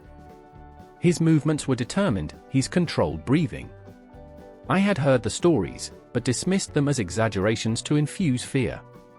With each step towards the Cueva de Medusa, he repeated in his mind the strategy he had designed. He would use his shield as a mirror to avoid his gaze, attacking it without seeing it directly. But the island was not a place of simple logic. The sounds were deformed, the echoes confused, and what seemed to be the entrance to the cave was just an illusion. Medusa heard him arrive from a distance. He could feel the intention in his steps, the familiarity of another man who saw her not as a person, but as a dam. Without moving from the shadows, he let him enter more deeply into the labyrinth of stones and gloom. When he finally had it at his fingertips, he observed it with a pain that he never left his eyes. Callimaco raised his shield, confident in his plan, but in his despair to find her, he made a fatal mistake. He turned his head in search of his figure. The moment was brief, a fraction of a second, but enough. Medusa's gaze caught him, and before he could shout, his body began to harden, becoming stone, frozen into a pose of eternal horror. Callimaco's body became a more reminder in the gallery of petrified men who decorated the island. But for Medusa, it was not a victory. Each figure was an additional weight on his soul. I did not ask for these battles, he didn't want to be the monster that the gods had forced her to be. Years later, another man, Hippodamo, armed not only with weapons, but with cunning. He had brought an arc and arrows, believing that he could attack it from a distance, avoiding his gaze. He hid in the rocks near the entrance of the cave, waiting for Medusa to come out. But the island itself seemed to protect it. The wind blew in unpredictable bursts, diverting its arrows. The shadows lengthened and shrunk, confusing it. Finally, when frustrated, he tried to get closer. It was then that Medusa emerged, silent and solemn. Hippodamo, caught between fear and fascination, made the mistake of looking directly. His body became stone, another statue that marked the path to tragedy. Not all men who arrived were famous warriors. Some were peasants, desperate to win the reward that a king or a nobleman promised to those who took the head of the Gorgon. They arrived with rudimentary tools, without understanding the real danger they faced. One by one, their efforts ended in the same tragedy. Some fell into natural traps of the island, others were prey to their own fear before Medusa even found them. But those who managed to reach it always shared the same destination. What differentiated Medusa from other monsters from Greek legend was that he did not enjoy the suffering of these men. He never sought to be a hunter, he didn't want anyone's death. But he had learned to defend himself, not by choice, but by necessity. In the background, every look that turned someone into stone was one more wound to her. Each immobilized body was a reminder that the gods had condemned it not only to suffer, but also to be feared and hated. Over time, Medusa's fame grew. The men began to call it the bearer of silent death and the queen of the stone. The stories about his mortal gaze were exaggerated, transforming it into a nightmare figure that inhabited the dark corners of collective imagination. But Medusa, in his solitude, did not listen to these stories. He only knew the weight of his curse and the endless nights in which he dreamed with a different life. Each hero that arrived and failed not only added another statue to his involuntary collection, but also strengthened his isolation. Over time, it began to wait not someone to kill her, but simply stop coming. He longed for a day in which the world forgot about it, in which it could exist without the shadow of hunt chasing it. But the heroes continued to arrive, one after another, attracted by the promise of glory or wealth. And while they did, Medusa remained trapped in a cycle of defense and loss, waiting, in the stillness of Sarpedon, a destination that did not seem to be. In the solitude of Sarpedon Island, the power of Medusa's gaze was not only a curse, but also his only defense, a weapon that had been granted without asking. The look, that simple and human act, had been transformed into something devastating. Where before his eyes reflected sweetness and devotion, they now contained such an absolute power that not even the bravest could face it. Medusa did not immediately understand the magnitude of this damn gift. The first time he realized what his eyes could do was an accident, an instinctive reflection. An intruder had arrived on the island, believing that he could face her. Medusa, without still understanding the nature of his transformation, tried to explain himself, warn him to leave. But the man did not listen to her. With a turn of his face, his eyes crossed. What happened next was as fast as a heartbreaking. The brightness in the eyes of the man went out, his skin became grey and, in a matter of seconds, he was motionless, petrified, a stone statue with the expression of terror recorded forever. The impact of that first petrification shook Medusa until the deepest. He could not stop looking at the still figure of man, his frozen posture in an eternal instant. His chest did not go up or down, I was no longer breathing. He was dead, but his body remained intact, a kind of immortal witness of what had happened. Medusa retreated, horrified by what he had done, although he had not been intentionally. That night, as he snuggled in his cave, he felt that his humanity moved away a little more. Over time, Medusa began to understand the rules of his power. It was not necessary for me to want to petrify someone. His gaze acted automatically, without filter, without mercy. It was enough for a single moment, an eye crossing, so that the curse would take effect. His power did not discriminate between those who came to kill her and those who simply found her by chance. There was no way to stop him, and that filled her with a deep and constant fear. The snakes in their head seemed to respond to that power. They were an extension of his curse, a constant reminder of what the gods had done to him. His movements were disturbing, as if they had their own will, but they also seemed to be in tune with Medusa's eyes. Sometimes, when he felt danger, the snakes were hiss and stood, alert, as if they knew that his owner's gaze was enough to protect them. This strange and almost organic link with her serpentine hair made her feel less human, more like a creature of another world.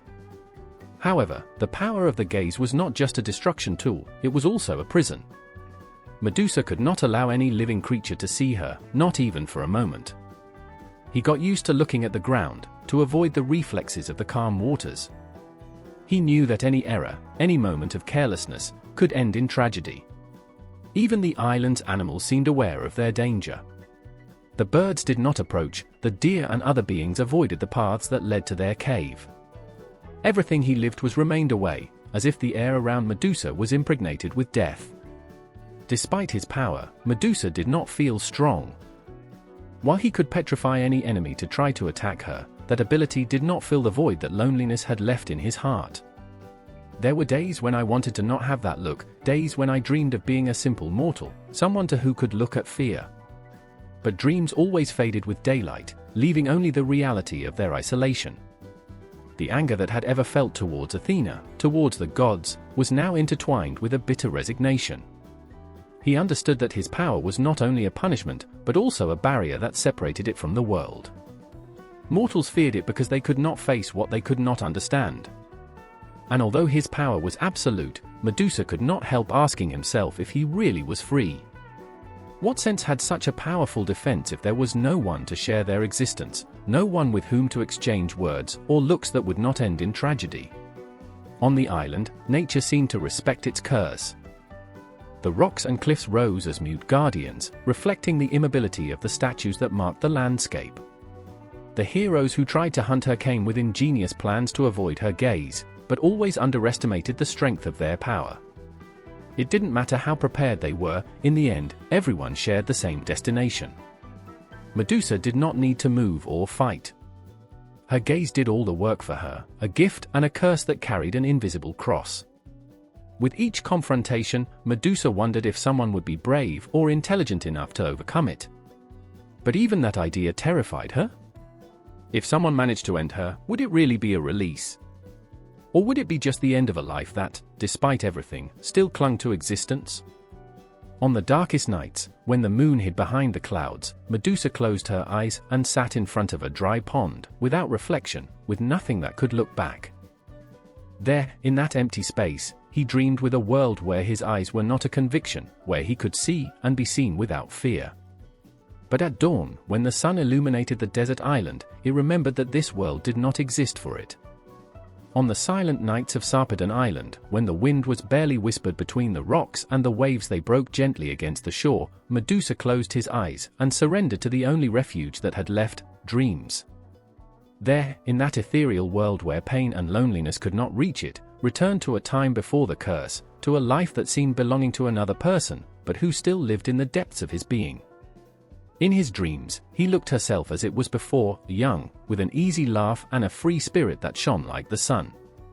He remembered the soft touch of the marine breeze on his skin while running down the beaches of his childhood, the heat of the sun gold, and the waves playing to surround his feet. The people of the town looked at her with admiration, not because of her beauty, although it was indisputable, but for the light that radiated. She was a woman who seemed to belong more to heaven than to earth, a creature of grace and goodness. He especially remembered the temple of Athena, a place that once had been his refuge. His dreams transported her to the white columns that rose towards the sky, to the echo of the songs and to the soft aroma of the incense that filled the air. In the temple, he had found purpose and community, a place where her devotion to the goddess was corresponded to a sense of belonging. Medusa, the priestess, was not afraid, did not know loneliness.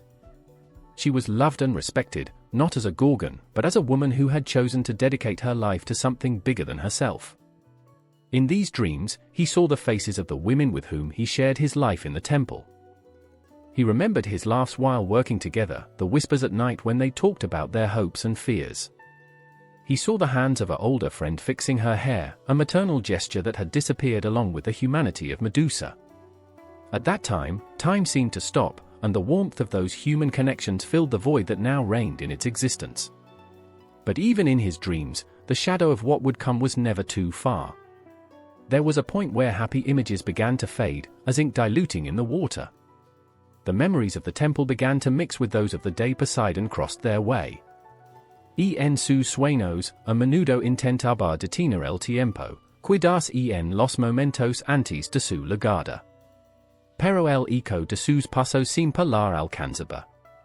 No importaba quen lejos intentara escapar, el momento de su que devolvía a ella como una Maria implacable. Sin embargo, los sueños no eran solo un recordatorio de su perdida. También eran un espacio donde la esperanza, aunque tenue, seguía ardiendo. Medusa dreamed with impossible possibilities, with a world where he would never have been cursed, where he was still walking among the living as one of them. In these visions, he looked in the temple, his intact beauty, his free laugh, and his life dedicated to Athena with Hitinu without interruptions. On other occasions, he dreamed of a love he never had, someone who could look in his eyes without fear, someone who saw her not like a monster, but like the woman who once was. In the most intimate moments of his dreams, he wanted something simple, a hug. He remembered the feeling of his mother's arms around her as a child, the warmth of human contact that was now eternally out of reach. He dreamed of walking among the crowds, getting lost in the people, feeling his voices and their laughs like a balm for his soul. He yearned for the noise of life, chaos, and the beauty of a world that was no longer his. When he woke up, there was always a moment of confusion, a moment when the world of dreams still clung to his conscience. But soon reality returned with all its rawness. The snakes in his head stirred, reminding him that he was no longer the woman of his dreams. The statues of the men who had persecuted her rose as silent witnesses of her loneliness. The weight of his isolation fell again on her, crushing her with her implacable reality. Even so, Medusa kept dreaming. Dreams were his last connection thread with what he had been, with what he still wanted to be. Although I knew that I could never go back, those memories and visions kept her alive in a way that even her curse could not take her away. In them, Medusa was not a monster or a horror figure. In his dreams, he was still human. For mortals, Medusa was a shadow in collective imagination, a living warning of the danger of challenging the gods. His name, whispered with fear and reverence, was synonymous with monster, of divine punishment and inescapable terror. No one really knew her. What they knew about it were stories that had grown with each mouth that repeated them, each voice adding a more grotesque detail, each retaining only the darkest fragments. The stories that circulated in the cities and villages described Medusa as a frightful creature, a half-woman figure, half-beast, whose snake hair satiated with hunger of meat and whose gaze could stop the time itself. Mothers told these stories to their children to scare them, to teach them not to disobey, to respect the laws of the gods. If you ignore, Medusa will come for you, they said, and the children slept with flashy eyes and sharp fangs. In the minds of the warriors and adventurers, however, Medusa represented something else. For them, it was a challenge, a proof of courage. There was talk of his treasures, of the glory that would accompany those who managed to end her. Every man who listened to those stories imagined that he would be different from those who had faced her before. They believed that they could deceive their gaze, overcome their curse, and return triumphant with the head of the Gorgona as a trophy. But none succeeded. His petrified figures adorned the island, involuntary monuments to their arrogance. The poets and bards, on the other hand, took the tragedy of Medusa and molded it in myths that resonated with the drama of humanity against the gods. There were versions of the story in which Medusa was a creature born of pure evil, sent by the dark forces to torment men. In others, it was the incarnation of divine justice, a test sent by Athena to punish pride and disobedience. But few dared to think about her as more than a monster. No one talked about the woman who had been before, about her life in the temple, her laughter, her devotion. That part of the story was lost, consumed by the curse. For peasants and fishermen who lived near Sarpedon Island, Medusa was not just a myth. It was a tangible danger, a threat that stalked just out of the reach of its networks and their fields. There were those who said they had seen the glow from their eyes from afar, a flash that froze their blood. Others swore that they had heard the seesaw of their snakes in the wind, a sound that made their hearts stop for a moment. No one approached the island, not even the most desperate. There was something almost ritual in the way mortals talked about Medusa. His name was always pronounced quietly, as if saying it high could invoke his presence. The men pursued or spit on the ground after mentioning it, a superstitious gesture to scare away their influence. Women, especially young women, often shuddered when they heard their history, feeling an echo of their own vulnerability in the story of their transformation. However, not all mortals saw her in the same way. There were some, the most sensitive, the most introspective, who felt a stab of compassion when they listened to their history. In the calm nights, they wondered if Medusa's true tragedy was not her monstrous dare, but the loneliness that came with her. What would it be like to live without being able to look at another living being, without being able to share a moment of humanity? But even these thoughts were fleeting. The image of the monster always imposed again, stronger than any hint of empathy. What mortals never understood was that the jellyfish they imagined was not real. She was not the woman who roamed Sarpedon Island, alone with her thoughts and memories. For Medusa, every statue that surrounded it was not a trophy, but a load. Every man who was trying to kill her and fell victim to her gaze was a reminder that the world would never see her as more than a monster.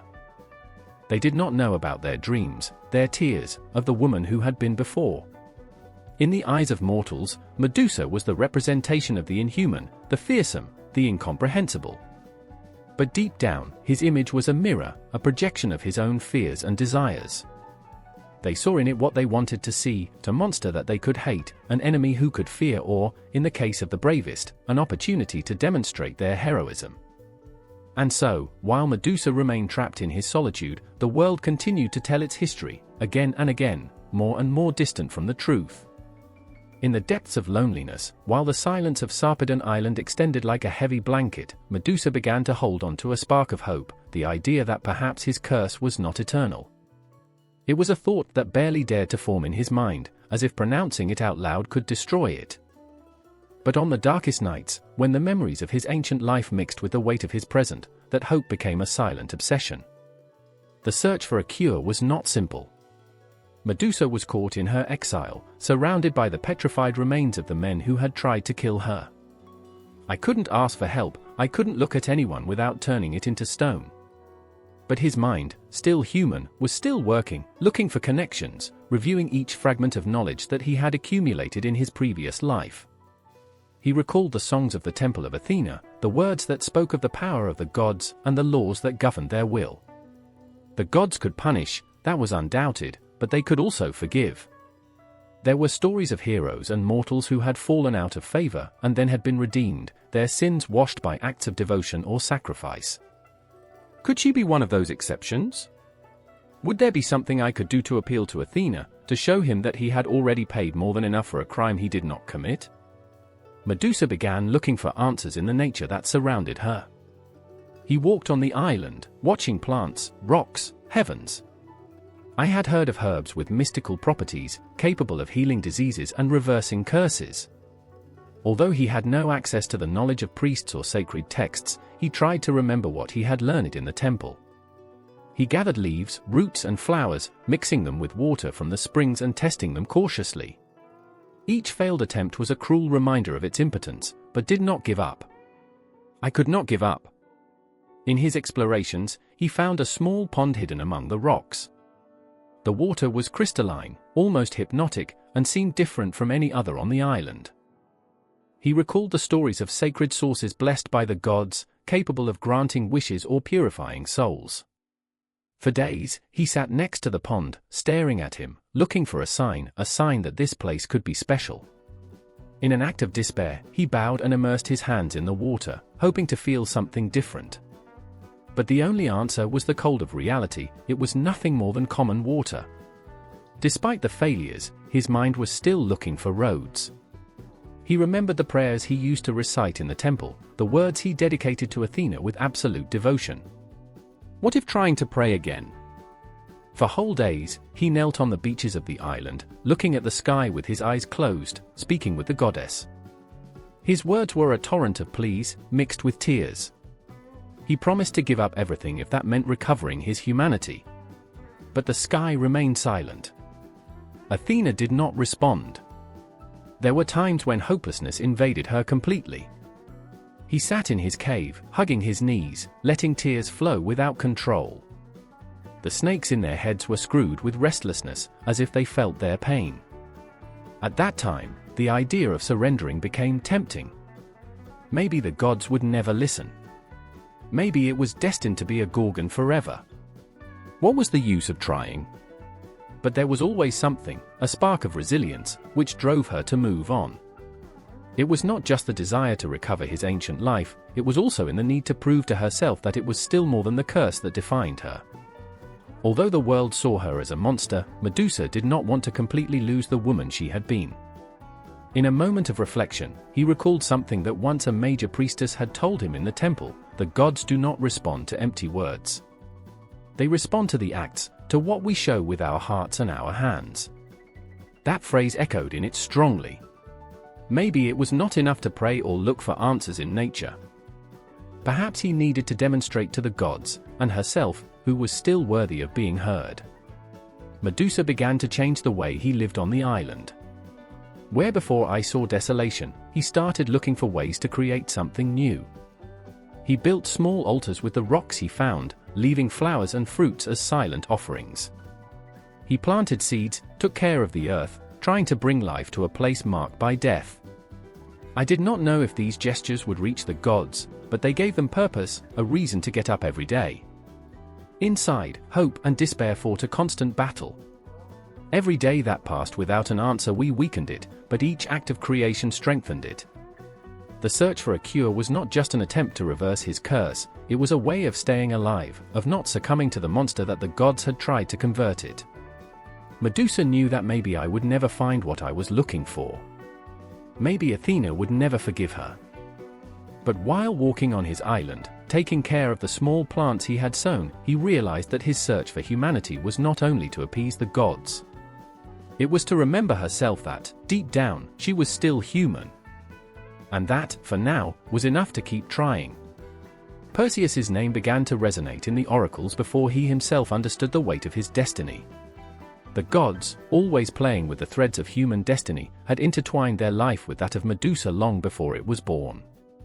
The prophecies announced it with a disturbing clarity: the son of Danae, born of the gold that Zeus spilled on her, was destined for great feats, but none would be better known than her confrontation with the Gorgon, the creature that turned into stone with one look. In the rooms of the temples, the oracles spoke in whispers about the inevitable confrontation. Some said that Perseus's fate was a test sent by the gods, a way to demonstrate their courage and their place among the heroes. Others saw it as another sacrifice in the eternal conflict between humans and divinities. But what nobody argued was that Perseus and Medusa were destined to meet, and that this meeting would mark the beginning of a legend. As a child, Perseus grew up listening to stories of monsters and heroes. In the banquets and meetings of his people, the feats of men who had faced impossible challenges, who had crossed the limits of the human to claim their place in history, were reported. But no story had the weight of Medusa. His name evoked fear even in the bravest, and his image, although no one had seen and lived to tell it, was enough to make the warriors look their eyes. However, for Perseus, these stories were not just stories. They were warnings, pieces of a destination that was gradually revealed. The circumstances of his life seemed designed to take him to that moment. From the day Danae was locked in a tower by his father, King Chrysaor, to avoid the prophecy that a son of his would kill him, until the moment that Zeus descended in the form of gold, he had been marked by the designs of the gods. Even his birth was a challenge to the will of men, and their survival, one more proof that fate had larger plans for him. The prophecy of his confrontation with Medusa was not a sudden revelation, but an echo that accompanied him for years. The priests and fortune tellers talked about it as if it had already happened, as if Perseus had no choice but to accept their role in history. Some said that Athena himself had intervened in his destiny, marking him as the instrument of his justice. Others claimed that it was a simple consequence of the curse of Medusa, a chain of events that could not be detained. For Perseus, the idea of facing a Gorgon was not something that he could understand in its entirety. How could a young man, however brave, prepare to face something so inhuman, so loaded with the wrath of the gods? But over time, he began accepting his role, not as a choice, but as an inescapable truth. Each training, each minor battle, was one more step towards the day he would have to face the creature whose look could stop other world. While Perseus grew, rumors about Medusa continued to spread. In taverns and markets, men talked about Sarpedon Island with fear and fascination. The fishermen claimed to have seen the statues of the men who had tried to kill her, frozen figures in eternal horror positions. Some claimed that the island was cursed, that even approaching its coast was an act of madness. But for Perseus, those stories were not warnings, but a constant reminder of what awaited him.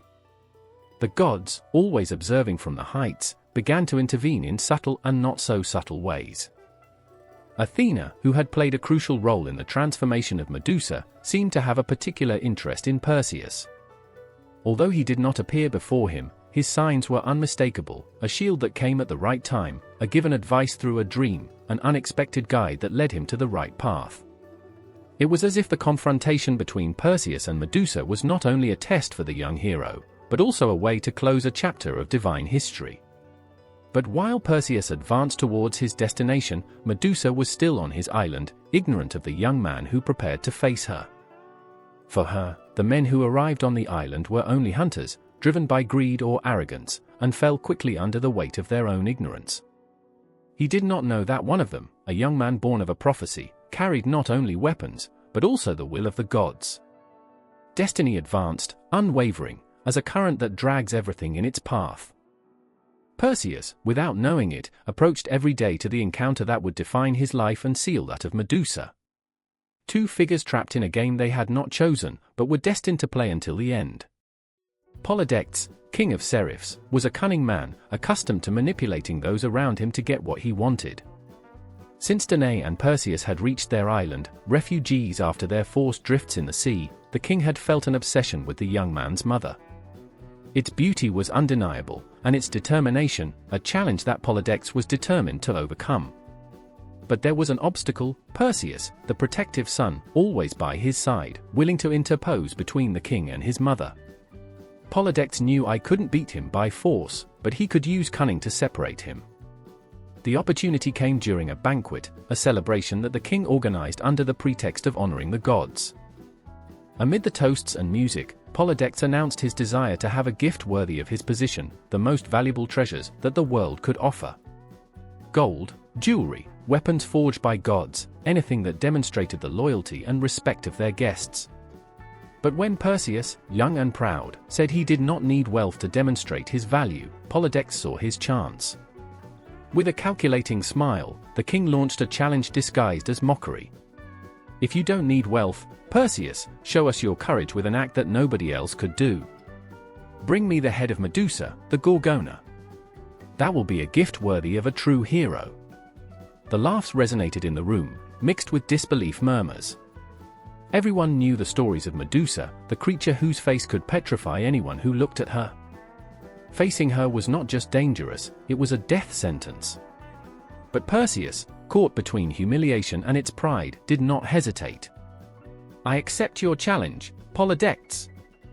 I will bring the head of Medusa and try that there is no impossible task for a man of honor. At that time, Perseus's fate was sealed. The room was filled with applause and exclamations, but the young man could not ignore the feeling of restlessness that began to grow in his chest. He knew that Polydectes had not launched that challenge without intention. The king wanted to get rid of him, send him to a mission that no one believed he could survive. But Perseus also knew that going back now would be to accept defeat before everyone's eyes, and worse, leave his mother vulnerable to the king's ambitions. That same night, while the banquet continued, Perseus retired to the cliffs of Seraphs, looking for clarity in the roar of the waves. His mind was full of questions. How would you face a creature that could kill him just looking at him? What tools would you need to meet the mission? But above all, could you trust the gods, those who had marked him with a destination full of challenges since his birth? The gods, although distant, were not oblivious to what happened. Athena and Hermes, who had a particular interest in the young man, decided to intervene. Athena, the goddess of wisdom, knew that Perseus would need more than courage to fulfill her task. I would need a guide and divine tools. It was she who he was running first, in a dream that illuminated Perseus' night with an almost celestial shine. You are not alone in this mission, he said in a voice that seemed to arise from the stars. Wisdom and strategy will be your most powerful weapons. I will grant you my shield, the Aegis, whose surface will reflect what your eyes should not see. Hermes, the fast messenger, also decided to help the young man. He appeared at dawn, when Perseus was still contemplating the horizon. With a smile that mixed mischief and determination, Hermes gave him a sword as light as the wind, but sharp as Zeus's rays. "This leaf," Hermes said, "it will even cut a Gorgon's neck." But remember, Perseus, success does not depend only on the weapon, but on the hand that wields it. With these divine blessings, Perseus began to draw his plan. I knew that the mission would not be simple, and that facing Medusa would require more than strength and courage. Athena had revealed that she would need other mystical objects to reach the Gorgon and survive the encounter. The winged sandals of Hermes, the magic bag that could contain the head of Medusa, and the Hades helmet, which would make it invisible, were essential. But to obtain them, I would have to look for the Graias, the three old sisters who shared a single eye and a single tooth, and that kept the necessary knowledge. The commission of Polydex had transformed Perseus into a spiral of dangerous decisions and impossible challenges. Each step closer to Sarpedon Island, to encounter Medusa, and a destination that seemed written in the stars. But what Perseus still did not know was that this mission would not only define its place in history, but also trigger an irreversible change in Medusa's life, whose solitary nights on the island were told. The path of both was already drawn, and the confrontation between hero and monster was approaching with each beat of time. The wind blew in the cliffs, as if the gods themselves were announcing the beginning of something monumental. Perseus, now with the mission of facing Medusa recorded in his soul, he understood that he could not achieve it alone. "I would need more than your courage. I would need the favor of the gods and the tools that only they could offer." Athena was the first to demonstrate. As a ray of light that departed darkness, it appeared before Perseus with a presence that was both imposing and comforting. His eyes shone with a divine intensity, but his voice was serene, loaded with purpose. Without pronouncing a word, he extended his hand and revealed the aegis, his sacred shield. The surface of the shield was not smooth, but a perfect mirror, which reflected the world with clarity that almost hurt to look. "Medusa cannot be faced directly," Athena said. "But with this shield you can see it without seeing it, and using its own power against it." Perseus took the shield with trembling hands, aware of the symbolic weight of what he held.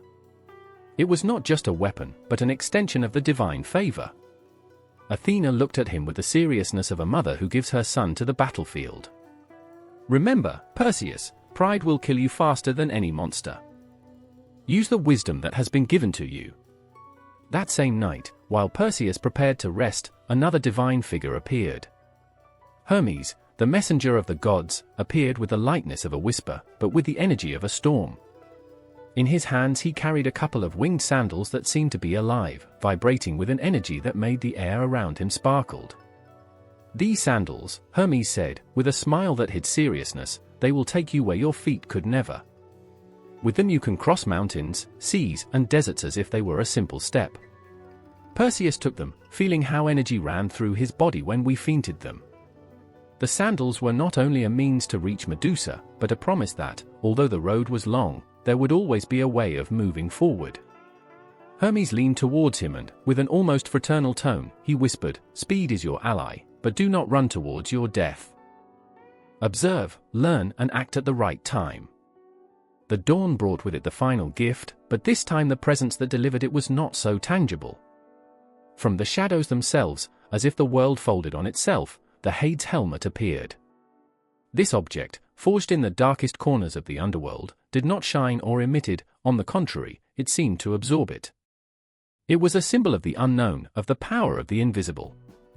Without words, Perseus understood its purpose. The helmet would make it disappear from the eyes of the world, a spectrum that could move without being detected. With the winged sandals on his feet, the aegis on his arm and the Hades helmet in his bag, Perseus felt closer to his goal, but also more aware of the weight of his mission. And these tools were not simple objects, they were extensions of the divine will, a constant reminder that their confrontation with Medusa was not only a personal proof, but a piece in the intricate game of the gods. Before leaving, Perseus felt the impulse to look at the sky, towards the heights where the gods observed their creation. A mixture of gratitude and challenge mixed in his heart. He knew that every tool, however powerful, would only be as effective as the man who used them. The real test was not in the gifts he had received, but in how he would use them when the time came. With each step, with each beat, the encounter with Medusa became more imminent. But now, armed with the wisdom of Athena, the speed of Hermes and the gloomy power of Hades, Perseus felt that perhaps, only perhaps, he had an opportunity to return alive. However, I also knew that divine tools did not guarantee success. Everything would depend on his courage, his ingenuity, and on the will of the gods at the crucial moment. The air was cold and dense while Perseus entered the unknown, the horizon spreading as a distant and dark promise. Hermes's winged sandals took him over mountains and oceans, but the weight in his heart was heavier than anything he would have known before. I knew that the road to the island of Medusa would not be easy. The stories talked about a cursed place, protected by forces that no mortal could completely understand. But what the stories did not tell was the loneliness that accompanied a hero on a trip like this. The stars became their guide. Under the pale light of the moon, Perseus toured territories that he had never imagined, vast deserts of sand that seemed to extend to infinity, dark forests whose trees whispered names that he did not understand, and seas that roared as if they kept eternal resentment.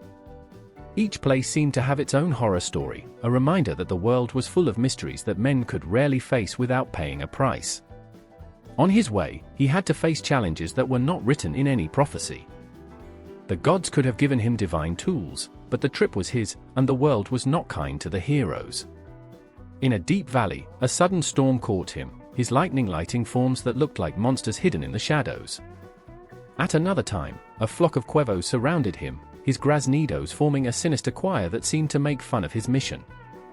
Perseus knew that these were omens, warnings of the destiny that awaited him, but he also knew he could not go back. It was on a particularly silent night, while resting near a river, which began to dream. In his dream, the voices of the Greys, the old sisters who kept the necessary knowledge to find Medusa, called him. "Come to us," they whispered, his words intertwining with the sound of the water that ran. "We can only show you the way." The next day, with a mixture of determination and fear, Perseus sought the Greys. The story said they lived in a forgotten corner of the world, in a cave that never saw the sunlight. When he finally found them, he felt a chill to travel his body. The Graias were a vision that challenged all logic, three wrinkled and hunched figures, with a grayish skin that seemed to be made of worn stone. They shared a single eye, which passed between them with clumsy and ceremony movements. The old women were not surprised to see him. "We know why you are here," they said, their voices echoing as an eternal echo. "You want to find Medusa, but the road will not be revealed so easily." Perseus knew then that he would not only have to ask, but negotiate. With cunning, he took a moment when one of the sisters dropped his eye and caught him before he could reach his hands. "I will not return this," he said, more firmly than I felt, "until they tell me how to find it." The Graias laughed, an acute sound that seemed to cut the air. "You are brave, but courage is not always enough." Even so, they fulfilled their part of the deal. They revealed the location of the island of Sarpedon, the home of Medusa, and warned him about the dangers he would face along the way. "She is not alone," they said, her words died of mystery. "His sisters, Istino and Euryale, they await you too, and they don't know piety." With the eye returned to the Graias and his clear address, Perseus continued his trip. The words of the old women echoed in their minds, but could not afford. Every day he approached the island more, and every night, under the starry mantle, he wondered if he was ready to face what he expected. When he finally saw Sarpedon Island, his heart stopped by an instant from a distance. It seemed wrapped in a fog that was not entirely natural, as if the air itself avoided approaching too much. There were no signs of life, just a disturbing silence that filled him with a mixture of anticipation and terror. I knew that when stepping on that land, I wouldn't have turned back. The trip to the Gorgon had been long and full of evidence, but it was only the prelude.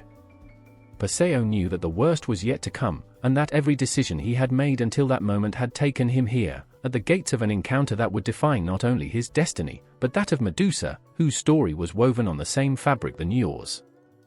Time seemed to stop while their feet approached the shore, as if the world itself contained breathing.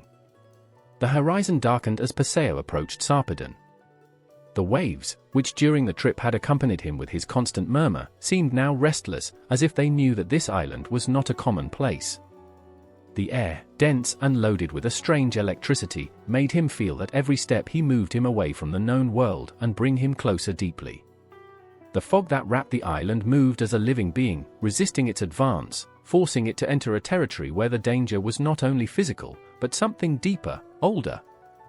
Hermes's winged sandals took him to a deserted beach. The sand, black and rough, did not reflect sunlight. It was as if there was no place for heat or life. Perseus touched land cautiously, letting his senses adapt to the environment. Around him, there was nothing more than an oppressive silence, broken only by the creak of his own steps and the distant roar of the sea. I knew that silence was an omen, a place where the birds did not sing and the wind did not whisper could not be natural. The island was full of twisted shapes, petrified sculptures of men and beasts that had fallen before him. At first, the figures looked like mere landscape accidents, but as it advanced, their eyes began to discern the details, frozen faces in expressions of horror, hands raised in a useless attempt to protect themselves. Perseus looked away, his heart beating hard to understand that these remains were mute witnesses of Medusa's destructive force. They were silent warnings of what awaited him. While entering the island more, the land became more hostile.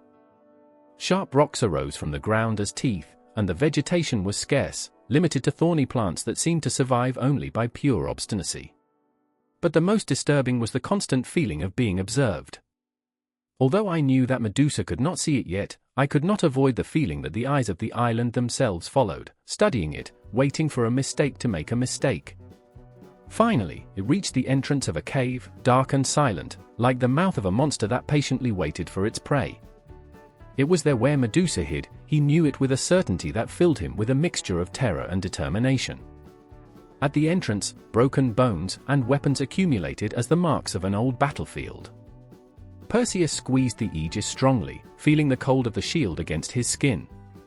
The reflection on his surface returned the image of a man who tried to hide his fear behind a courage of courage. Inside the cave, the darkness was absolute, an abyss where light seemed to be devoured. But it was not just the lack of light that disturbed Perseus, it was silence, a vacuum that seemed to absorb even the sound of his breathing. He advanced slowly, his winged sandals cushioning every step. Athena had taught him to use the shield to orient himself without looking directly, and now he trusted that reflection to move without making a fatal mistake. While entering more, he began to perceive a change in the air. It was colder, heavier, and the smell of stone and moisture mixed with something else, a dim, but unmistakable aroma of death.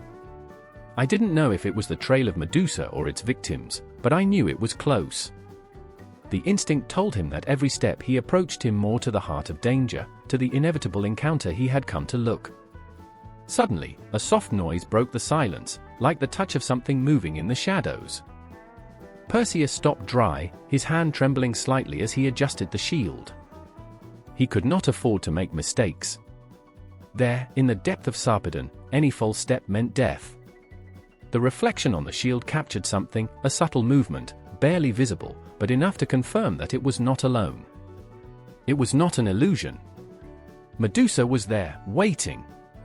The cave was his domain, and Perseus knew it. Everything was against him, the land, the darkness, the creature that could kill him with a single glance. But I also knew there was go too far to go back. With every heartbeat, the tension in the air grew.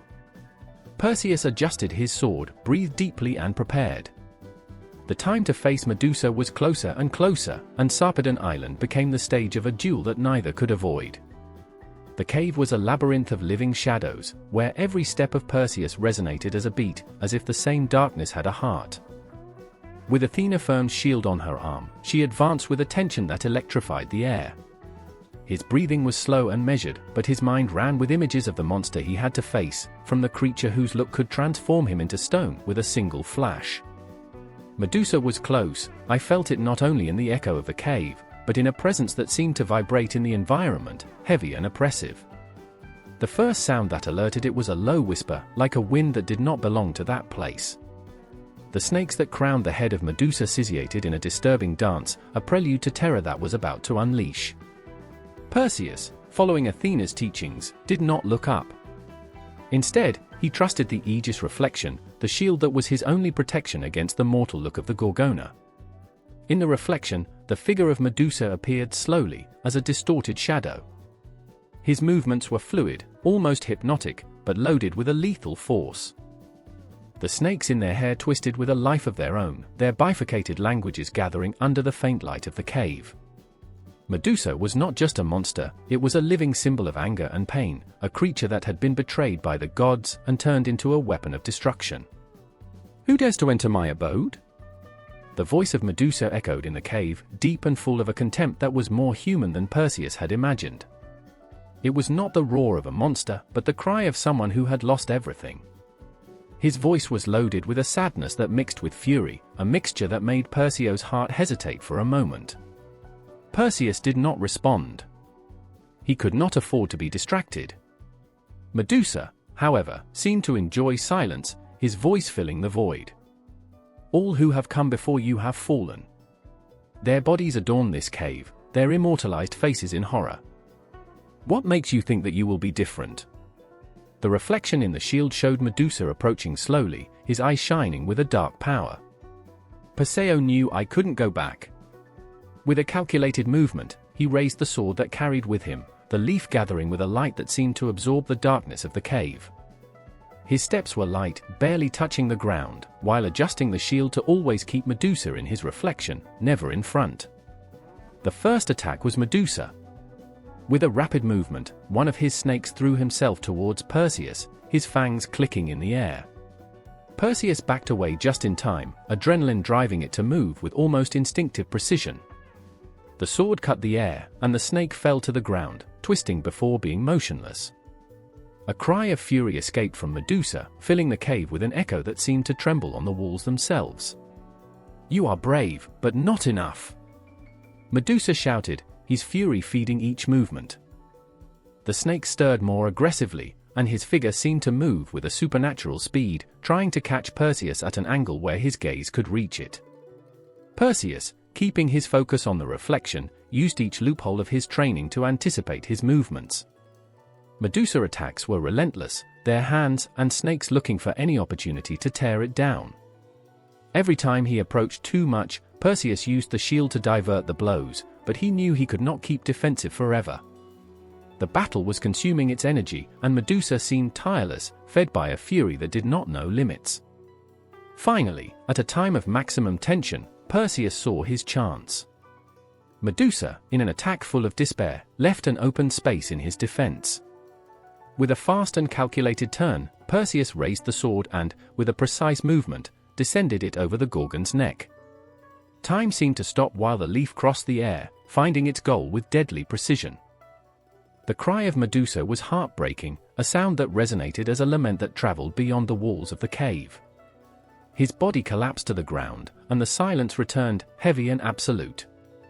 Perseus, with trembling hands, picked up Medusa's head, making sure not to look at her directly. He carefully wrapped her, knowing that, even in death, her gaze preserved her terrible power. The cave, before dark and oppressive, now seemed a little less threatening. Perseus knew that he had achieved the impossible, but also understood that there was no cost at no cost. The figure of Medusa, even in death, would always remember the tragedy that had made her what she was. The battle was over, but his weight would remain with him forever. The cave was plunged into an almost supernatural silence, as if the same air had ceased to move in waiting for the decisive moment. Perseus held Athena's shield with both hands, the brilliant reflection on its surface was his only guide in the gloom. In front of him, Medusa remained motionless for a moment, as if he were also measuring the reach of his enemy. The snakes of his head were impatiently, his bodies twisting in a dance of tension and fury. It was a hypnotic, scary show, but Perseus kept his look fixed on the shield, knowing that any mistake would cost him life. Medusa was not a silent threat. Its heavy breathing filled the cave, mixing with the snakes of the snakes and the echo distant from the water that dripped the walls. "Do you think you are different from those who came before you?" His voice was rough, full of anger and an ancient sadness that felt as deep as the abyss that surrounded them. They also brought weapons, divine blessings, and everyone is here, turned into stone. Your courage is nothing more than arrogance. Perseus did not respond. I knew that every word I exchanged would be a step closer to losing concentration. Instead, he adjusted the shield, inclining it to always keep Medusa in his reflection. The image I saw was that of a creature that had been shaped both by the curse and by pain. His eyes, even in the reflection, seemed to shine with a power he could destroy, but also with something else, a fury that was born from abandonment and injustice. Medusa did not wait any longer. In a sudden movement, he threw himself towards him, his hands extending like claws, ready to tear it. Perseus turned quickly, using the shield as a barrier, diverting his attack with a metallic blow that resonated throughout the cave. Medusa roared, a sound that seemed to shake the walls, and the snakes in his head were stirred frantically, looking for their own opportunity to attack. The battle became a tense exchange of movements. Perseus used the shield not only to protect yourself, but to study each of the Medusa movements through the reflection. His sword, light but mortal, remained ready in his other hand, waiting for the right time to attack. But Medusa was fast, more than any human could anticipate. His movements were fluid, almost impossible to predict, and each attack seemed to carry with him the accumulated rage of years of loneliness and suffering.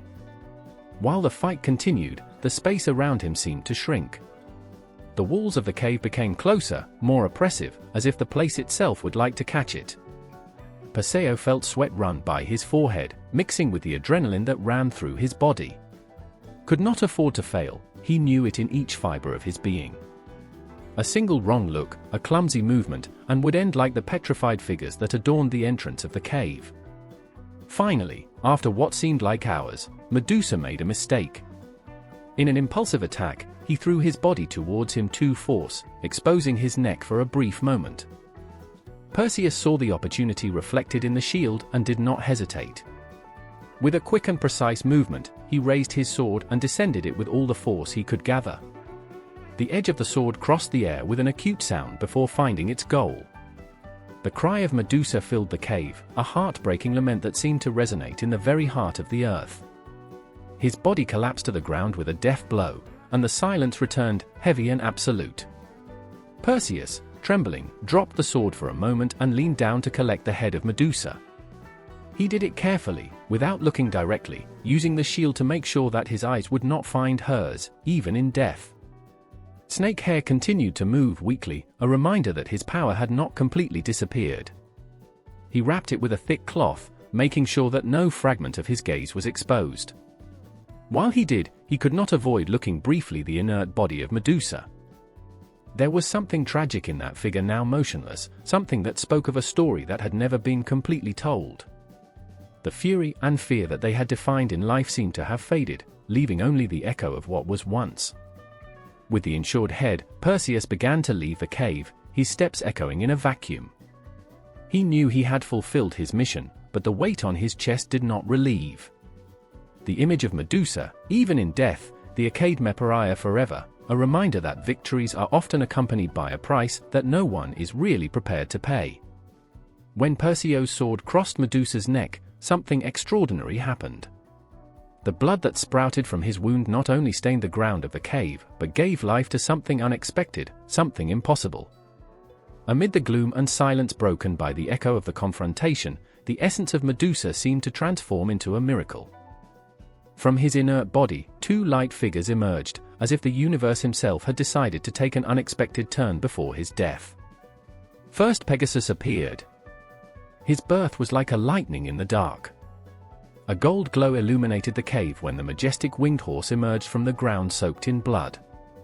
His wings, huge and of a white so pure that he almost blinded themselves, slowly deployed while Pegasus took their first breath of air. Each pen of these wings seemed to shine with its own light, as if it were touched by the magic of the gods. The horse was imposing, but there was no ferocity in him, only a serene calm that contrasted deeply with the tragedy that had just happened. Pegasus took a step, his helmet echoing like thunder, and with a powerful flutter he first rose. His movements were a poem in the air, a mixture of strength and grace that left Perseus stunned. But Pegasus was not alone. Shortly after, from the same sacred blood, Chrysaor emerged. Unlike his brother Alado, Chrysaor had a more earthly presence, but equally powerful. He was a warrior, a robust and bold figure, with a bearing that radiated courage. His name, which meant he who has the golden sword, was not a mere ornament. In his hand, Chrysaor held a shining sheet, as if he had already been prepared to face any challenge. His gaze was firm, loaded with a purpose that was not yet revealed, but that seemed written in the stars. There was something in him that evoked the same indomitable spirit of Medusa, a force that could not be contained even by death. The birth of Pegasus and Chrysaor was not only a supernatural event, but a paradox full of meaning. From the death of a creature considered a monster, two beings were born that symbolized hope and heroism.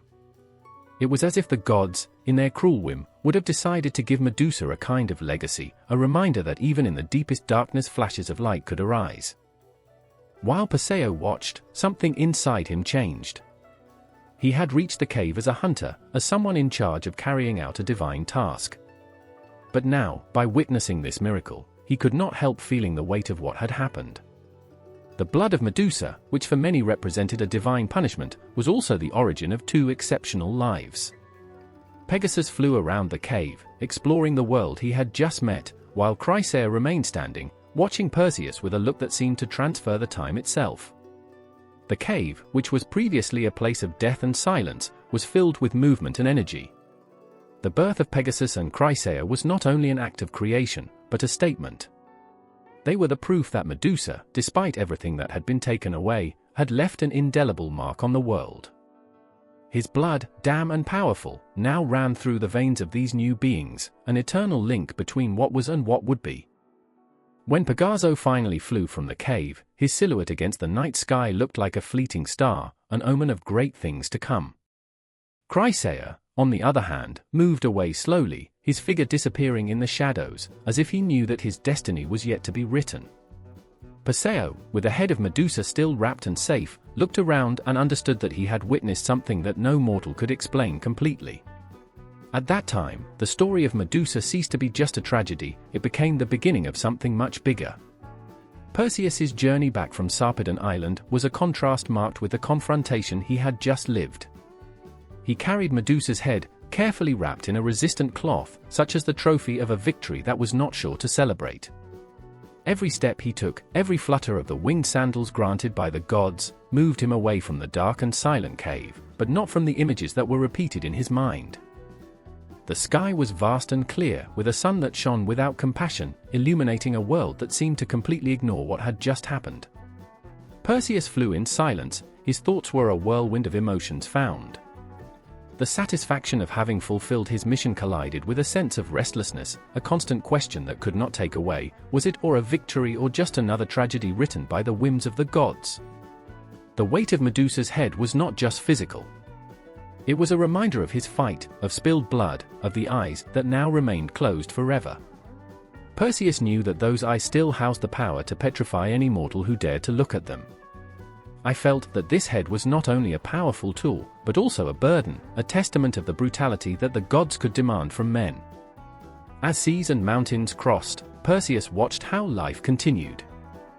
Pastors guided their herds, villagers built their homes, and the children played, outside the story he was carrying. Everything seemed so insignificant compared to what he had just witnessed, but at the same time, those simple scenes were a statement of what was at stake: ordinary life, humanity, what the gods seemed to see how aboard for their games.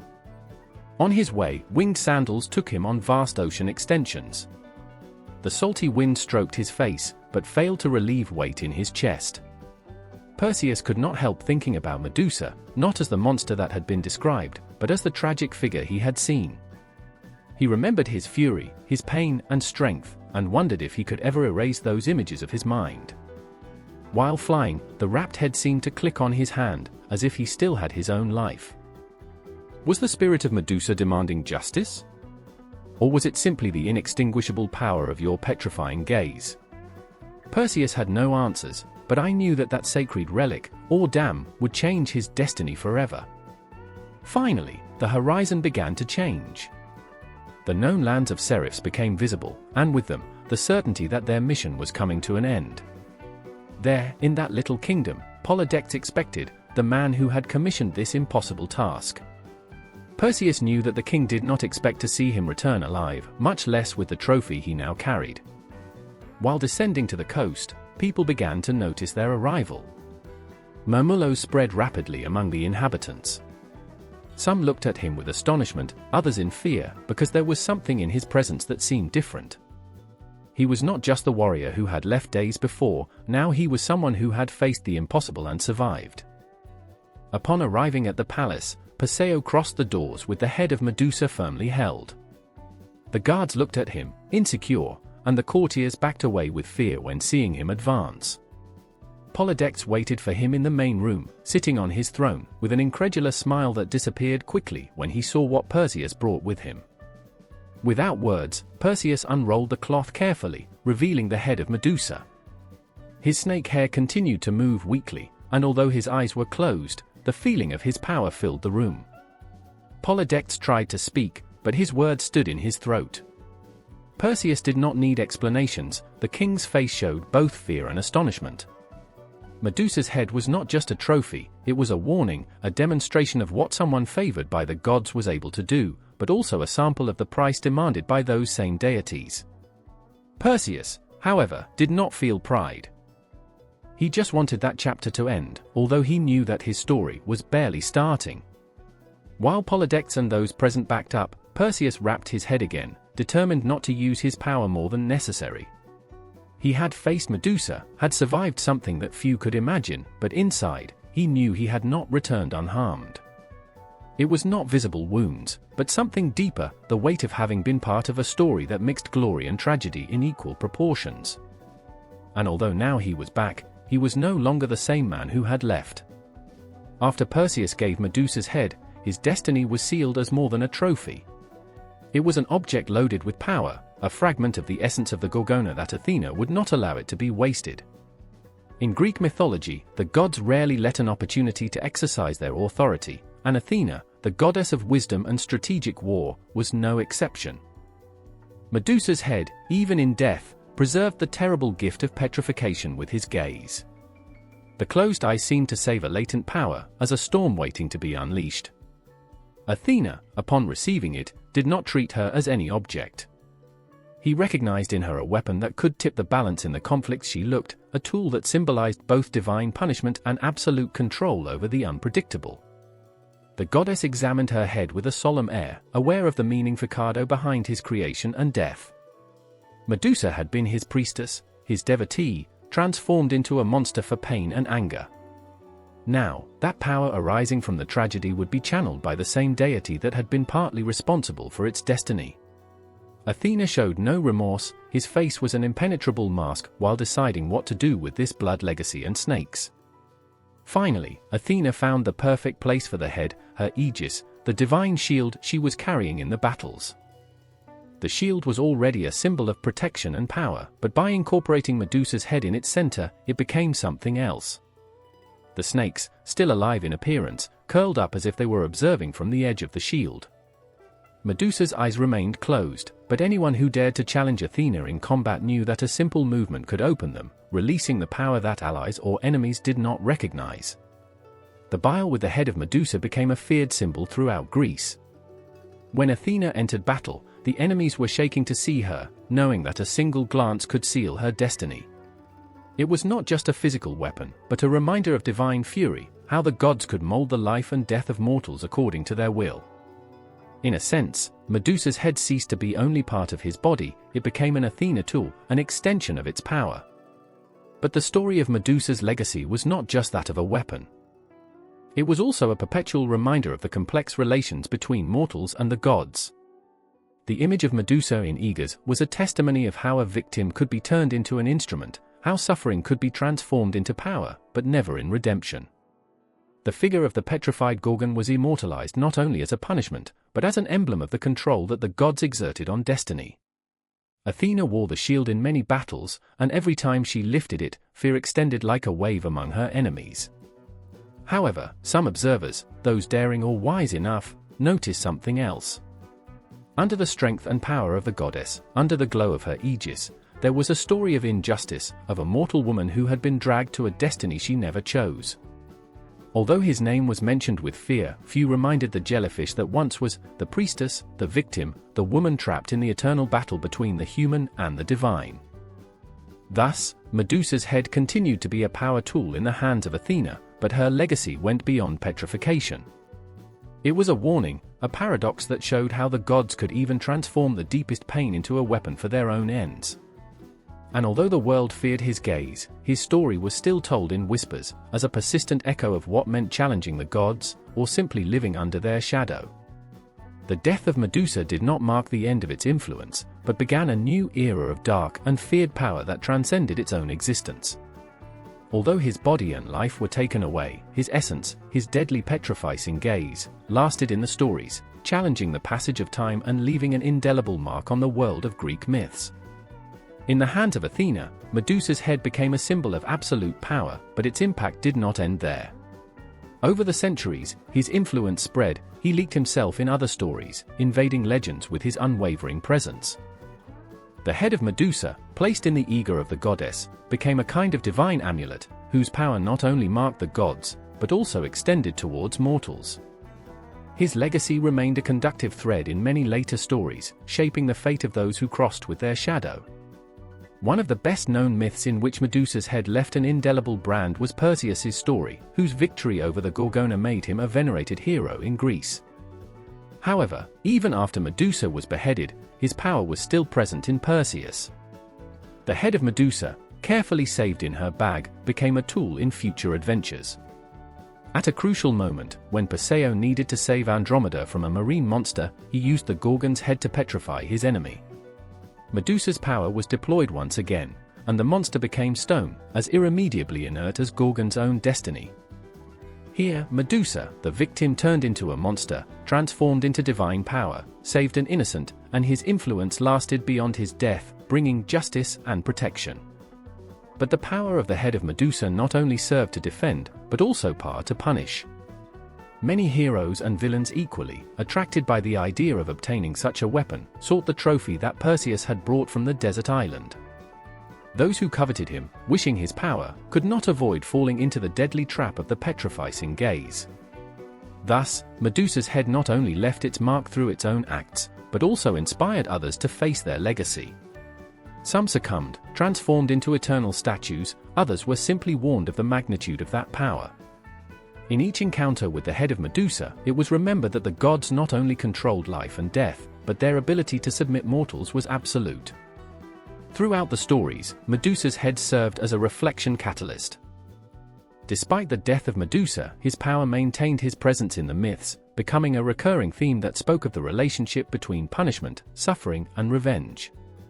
Medusa, originally a victim of Athena's wrath, ended up being the source of a divine power that the heroes used to achieve their goals.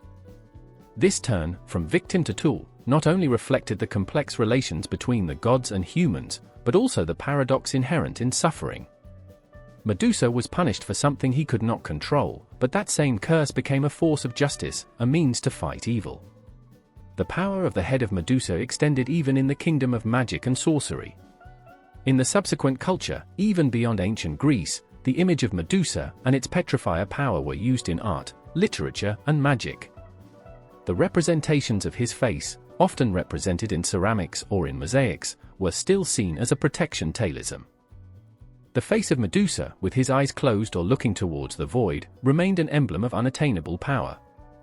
The alchemists and magicians invoked their power, and in some cases, they sought to appropriate their energy, trying to turn their gaze into an instrument of protection or strength.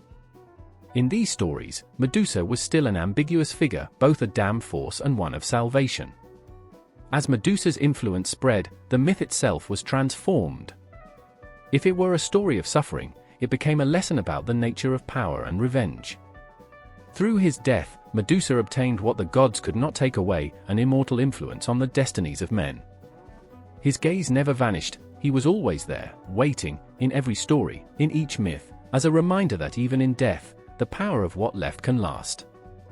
The head of Medusa, in its duality of terror and justice, became a symbol of how suffering can give way to an imperishable power, how a victim can ultimately change the course of history, even when no longer walks on earth. His legacy continued to grow, not only as a tool in the hands of the gods, but also as a will of the eternal struggle between the human and the divine, between suffering and power, and between revenge and redemption. With the passage of time, Medusa was transformed, not only into a tragic figure, but into a feared monster and rejected by all. What began as the story of an unjustly punished woman, a victim of the wrath of the gods, became a distorted story that presented it as a symbol of chaos and terror. As the legend grew, the versions of Medusa's myth were modified, until its name evoked more horror than penalty. The change in the perception of Medusa began with its transformation into Gorgona. When Athena condemned her for the desecration of her temple, the mortal priestess who had been stripped of her humanity became a monster, a creature of terror that inspired repulsion. His snakes, which before could have been a symbol of their beauty and mystery, became a sign of their corruption, and their gaze, before inspiring love or devotion, became a lethal weapon capable of petrifying anyone who is dare to look at her. From there, the narrative about Medusa changed deeply. What at first could have been a story about pain and injustice quickly became a horror story. In later myths, Medusa ceased to be the young priestess raped by Poseidon, and became a symbol of chaos that the gods had unleashed over the world. The stories that presented her before as a victim now described her as a monstrous, uncontrollable, and destructive threat. The gods, always so interested in maintaining order, made it an example of what happened when the balance between the human and the divine was altered. Through Medusa's gaze, the terror was projected of the unknown. His ability to petrify mortals with one glance represented an out of all control. Medusa became a living metaphor of what happened when divine laws were broken, when chaos broke into the world of men. As his story spread, the figure of Medusa began to represent such an absolute punishment that no one could escape his power. The heroes who tried to face her, as Perseus, were no longer seen as liberators, but as those who restored the divine order by eradicating what was perceived as a cosmic threat. The demonization of Medusa was a gradual, but unstoppable process. To the extent that his figure was integrated into folklore and popular beliefs, his name evoked not only the fury of the gods, but that of chaos itself. The snakes that twisted in their head, which in some stories were symbols of their beauty or their power, became something else. They represented the poison, temptation, and evil that threatened to devour everything that was pure. The connection with the wild and destructive nature intensified, and Medusa stopped being seen as a victim to become the face of evil. In addition, its history was used by poets and artists to illustrate the concept of eternal punishment.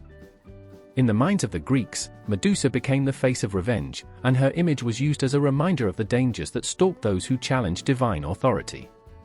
Through the history of Medusa, myths taught mortals the destructive power of divine anger and the relentless nature of punishment. Thus, his demonization also served as a warning, a lesson on the balance between the gods and men, and how chaos could arise when that balance was broken. With the passing of the centuries, Medusa's stories evolved even more. It was no longer simply a mythological figure, it began to be used in later cultures as a representation of the uncontrollable, of the fear of what cannot be understood or dominated. In art, Medusa's head became a horror icon, a recurring figure that symbolized fatality and chaos. Even in times after ancient Greece, the image of Medusa was used as a talisman against evil, a reminder of the dangers of chaos that stalked in the shadows. Medusa, once an unfairly punished mortal woman, became seen not as a victim, but as the primary monster that embodied destruction. In the collective mind, his figure was associated with the inevitability of death and the uncontrollable fury of the gods. The head of Medusa, turned into a weapon, not only represented its destructive power, but also the indifference of the gods towards human lives, which could crush in an instant without anyone being able to intercede. Thus, the demonization of Medusa completed its transformation of a history of human pain to a legend of divine horror. In the stories that followed, Medusa was no longer only a victim, but a lesson about order and chaos, about the justice of the gods and the fragility of mortals. The figure of the Gorgon was stripped of his humanity, his pain and suffering transformed into a manifestation of what happens when chaos unleashes in a world governed by superior forces. His name, once full of sorrow, was now only a whisper of horror that toured the lands, as an omen of what would happen to those who challenged the order of the gods. Medusa, the Gorgona turned into a monster, is more than a horror symbol. Its history not only reflects the relentless power of the gods, but also human suffering, the tragedy of being a victim of forces that are not understood and cannot be controlled. In the background, the story of Medusa is that of a human woman trapped in a network of divine injustice, a victim who never had the opportunity to fight for her own redemption. Before his transformation, Medusa was a mortal, a beautiful young woman, consecrated in the service of Athena, and became a priestess of the goddess as part of a sacred vote of chastity. His life, apparently full, crumbled under the fury of Poseidon, who, attracted to her beauty, raped her in the temple of Athena. The act was not only a personal transgression, but a desecration of what the temple represented, of what Medusa itself represented. But it was she, the victim, who paid the highest price. Athena, furious about the desecration of his temple, transformed Medusa into a monster, a being away from humanity. The snakes that emerged from his head, his gaze that petrified those who saw her, were the punishment for a sin he had not committed, for an act of violence that could not have planned or prevented. Medusa was transformed, yes, but also abandoned, awkward ojada of his dignity and his humanity, a victim of divine anger, a tragic figure whose suffering was invisible to the eyes of the gods. It is impossible not to see in the history of Medusa a reflection on the suffering of those who are victims of the injustices of power. In a world ruled by the gods, those who cannot fight, those who have no control over their destiny are easily sacrificed. The gods, as Athena, represent a justice that does not understand the reality of mortals, which does not see the pain caused by divine decisions. Medusa was a woman who could not avoid being a victim, and her suffering becomes a reflection of human impotence in the face of the forces that govern the universe. Medusa went from being a young woman consecrated to a victim, and her suffering only increased after her transformation. She was no longer the beautiful priestess, but a monstrous Gorgona, hated and feared by all. Despite his pain and anguish, Medusa never received comfort, neither from the gods nor from men. Its isolation, its exile to a lonely island, is a metaphor of how human traumas, especially those caused by abuse of power, can lead the individual to deeper loneliness. Medusa, condemned to live with her monstrous appearance and destructive power, was a woman convicted of an action of another, and her suffering went unnoticed by those who surrounded her. In the figure of Medusa, humanity faces a paradox. How did anyone who was the victim of such a cruel act can be transformed into a monster? The suffering of Medusa is not limited to the violence of Poseidon, but extends to the indifference of the gods, to the dehumanization suffered by a person when they make it a symbol of punishment. The pain that Medusa experiences is amplified by the way in which her humanity was taken away, her transformation into a monster, as if the gods could not see beyond the surface, could not recognize that the victim remained a person with feelings, with emotions, with a past.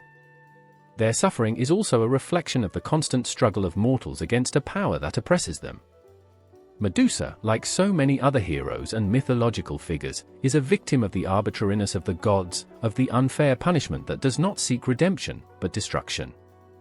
The fact that her pain is invisible and her humanity is stripped of it, makes her story one of the most tragic of Greek mythology.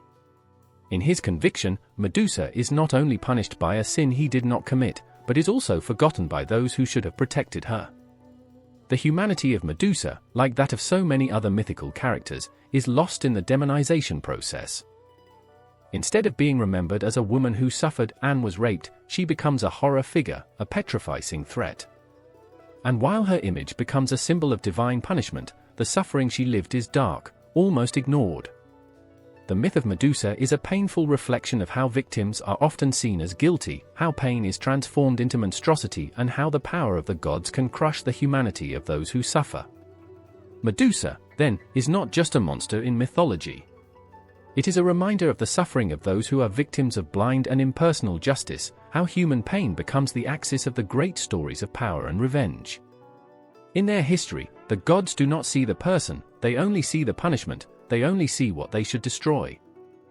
And in that process, the only thing that remains is the echo of the tragedy, the unrecognized suffering, the humanity lost in the shadows of a myth that transformed a victim into a monster, only to perpetuate the cycle of injustice and terror. After the death of Medusa at the hands of Perseus, the other two Gorgons, Istino and Euryale, were plunged into a deep sadness, but also in an uncontrollable fury. They, who shared the same monstrous and brutal nature, were no longer simple victims of destiny. Through the centuries, the stories presented them as figures that, although less known than Medusa, continued to fulfill their role in Greek mythology, punish intruders and those who challenged the order of the gods. But Medusa's death marked also a point of no return for them. The pain of having lost his sister, and the way Perseus had triumphed, left them a deep mark in their hearts. Somehow, revenge was all they had left. Its existence no longer made sense beyond following the path of destruction and punishment, in the same way that Medusa had done it during his life. With the passage of time, the two sisters continued to exist on the margins of the myth, almost as a shadow of what they once were next to Medusa. Euryale, the older sister of the Gorgons, who often showed himself as a fierce creature, rather than a thinking being, became a symbol of desolation and anger. Not only for the death of his sister, but for the impotence he felt by not being able to avoid the fate of Medusa. Euryale, who did not possess the mortal beauty that Medusa had had before being transformed, nor the characteristics that made it particularly attractive to the gods, found in her own monstrosity the cause of her growing anger. And, like his sister, his power to petrify with his gaze became his only form of defense and revenge. Steno, the sister of the middle, in some stories is shown as the most fierce and dominant of the two. Unlike Euryale, who overturned to pain and the wrath contained, Steno not only sought revenge, but also fed a deep feeling of abandonment. The connection between her and Medusa was not only the blood, but also a monstrous fraternity that had broken irreversibly. The pain of the loss made it implacable, and in many stories, Steno was the one who persisted to follow the legacy of the Gorgon, protecting the place where they had once inhabited, and becoming an almost invincible figure. The fate of Steno and Euryale becomes, through myths, in an eternal search to maintain the balance that his sister, Medusa, had lost. Together, they still lived, although they were no longer the same. While the stories of heroes as Perseus were still remembered in the songs of the bard, Steno and Euryale were slowly disappearing from popular memory, as if their existence had dissolved in the hatred and the sentence they fed themselves. However, his darkness continued to persist in the shadows, and his power extended to places where the tragedy and pain of Medusa were still living memories. In mythology, many times the characters that survive the loss become mirrors of what were once, but also in representations of the inability to heal. Steno and Euryale, like their sister, represented not only monstrosity, but also the eternal suffering that accompanied those who had been marked by the gods. When surviving, they failed to achieve peace or revenge they were looking for, but were trapped in their own pain and fury. The destiny of the remaining Gorgons is, in many ways, the same as that of the monsters and creatures of the Greek myths, a perpetual existence between pain, punishment, and fear. But the story of Steno and Euryale is not only that of the rage of the sisters who lost Medusa, but also a reflection of life that is often behind when a bond is broken, when the tragedy is consumed and there is no possibility of redemption. They continue to exist, fearsome and terrifying, but as a shadow that would never stop hunting those who approached too much. His pain was never understood by humans or by the gods, and that transformed them into a kind of echoes distant of what was once a unity of power and humanity. The fate of the two sisters, then, was marked by the pain of loss and impossible revenge. And while the myth of Medusa was still told, Steno and Euryale, invisible in most of the story, maintained the echo of their suffering, a suffering that never found an end, or in death, or in revenge. Only the shadow of what were once, living in the eternal lament of the gods and mortals. Medusa, the petrifying Gorgon, was not only a central figure in Greek myths, but also became a powerful symbol through the culture of ancient Greece, both in art and religion and literature. His image and history acquired multiple meanings, which went beyond the personal tragedy of the victim, making it an icon of power, terror, and warning. In art, the figure of Medusa was represented imposingly, and its monstrous characteristics, such as the snakes that emerged from their head and their gaze capable of petrifying anyone who looked at it, were used with a tremendous symbolic force. The most famous of the symbols in which Medusa appeared was in the shield of Athena, the goddess who, ironically, condemned Medusa to her terrible of Steno. In that context, the Gorgon's head represented a defense against evil, since his power to petrify enemies was seen as a protection amulet. Athena, by carrying Medusa's head in his shield, made use of that power to protect the Greeks in the war. The image of Medusa, although terrifying, symbolized a force that could be used to protect the divine and the human against external threats. The use of Medusa in the ceramics and art of classical Greece also reflected how its figure, far from being just a monstrous creature, had a much deeper power in the collective imagination of the Greeks.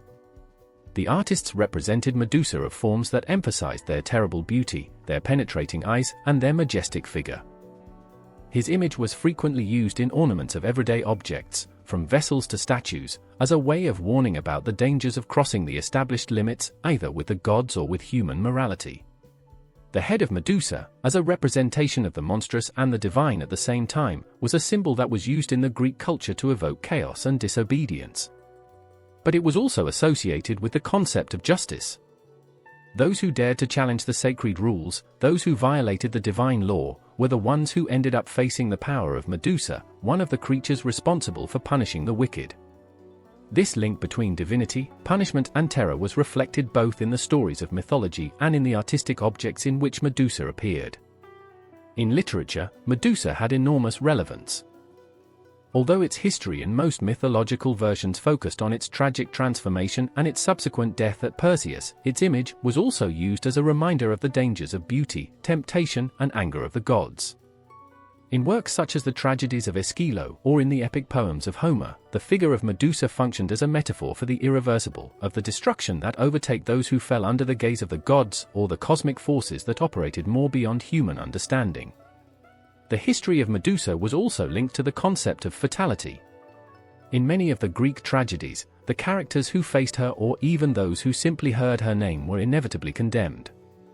Medusa symbolized the arrival of the inevitable, the cruel fate that cannot be avoided or understood.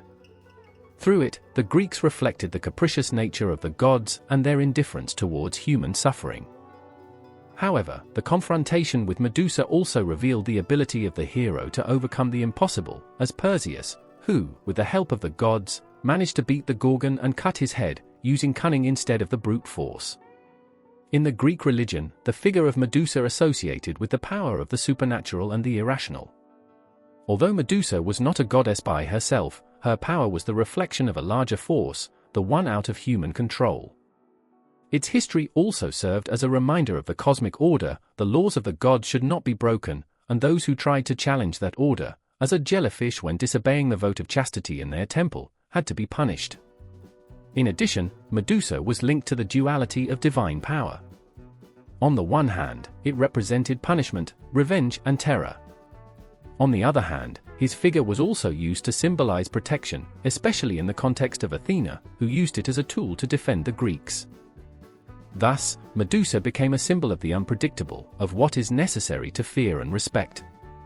In the Greek culture, Medusa, like many mythological figures, became a reflection of the paradoxes of the divine and human world. It was both monstrous and protective, damned and venerated, symbol of horror and power. His image lasts in the collective memory not only for the history of his transformation and death, but because and of divinity. Medusa, therefore, was not just a monster in the conventional sense. It was a symbol of the eternal struggle between the human and the divine, between beauty and chaos, between protection and punishment. Through his presence in art, literature, and religion, his figure left an indelible mark on Greek culture, a symbol that would continue to resonate throughout history. Medusa, for centuries seen as a symbol of horror and chaos, has been re-examined in modern times, especially through the lens of feminism, to reveal a more complex truth and profoundly human. It was not a villain, but a victim. In the classic story, we are presented as a fearsome creature with a look capable of petrifying, punished by Athena and murdered by Perseus. However, by unraveling the layers of its history, a deeply tragic figure emerges, a woman trapped in a destiny imposed by the power of the gods and the dynamics of a patriarchal society that punished the victims more than the culprits. The key episode in the history of Medusa is his attack by Poseidon in the temple of Athena, a violent act that marked the beginning of his curse. This fact, interpreted in ancient myths as a transgression of Medusa against the gods, is now seen in a new light, not as a lack of the priestess, but as an abuse perpetrated by Poseidon, one of the most powerful gods of Olympus. The punishment of Athena to Medusa, transforming it into a gorgon, not only reflects divine indifference towards human suffering, but also a pattern of guilt of victims who, sadly, resonates throughout history. In this context, Medusa transformation is not simply a punishment, but a form of revictimization. His ability to petrify with his gaze is not only a symbol of his power, but also a metaphor of the defense that is built after suffering. His look, so feared, is the only barrier that protects it from a world that has failed. In contemporary times, Medusa has become a symbol of female empowerment. His history, reinterpreted, shows how women, often blamed for the crimes committed against them, can claim their narrative and transform their pain into force. Instead of being seen as a monster, Medusa is understood as a survivor, someone who, despite having been betrayed by the gods and society, finds a way of resisting. The feminist movement has adopted Medusa as an emblem of resistance against oppression and injustice. In many modern representations, his figure is no longer that of a fearsome being that must be destroyed, but that of a powerful woman who does not allow to be subjected.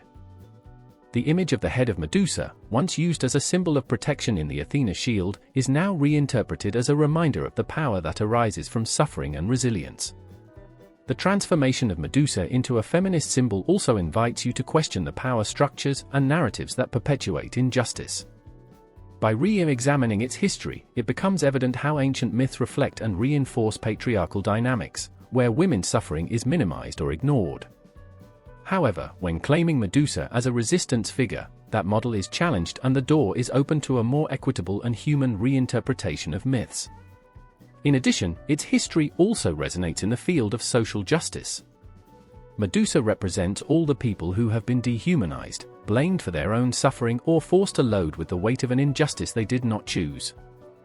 In his figure is a powerful call to empathy and action, to question the narratives that justify abuse and build a world where victims are protected and respected, not punished. In contemporary art, Medusa has been represented in ways that emphasize its humanity and vulnerability, moving away from the traditional representations of monstrosity. Modern sculptures, paintings and literary works have redrawn their image, not as a feared being, but as a figure full of dignity and strength. Even his petrifying look, instead of being seen as a threat, is interpreted as a warning, a reminder of the power of a woman who refuses to be oppressed. Ultimately, the modern review of the Medusa myth not only claims it as a victim, but also celebrates it as a symbol of transformation and resistance.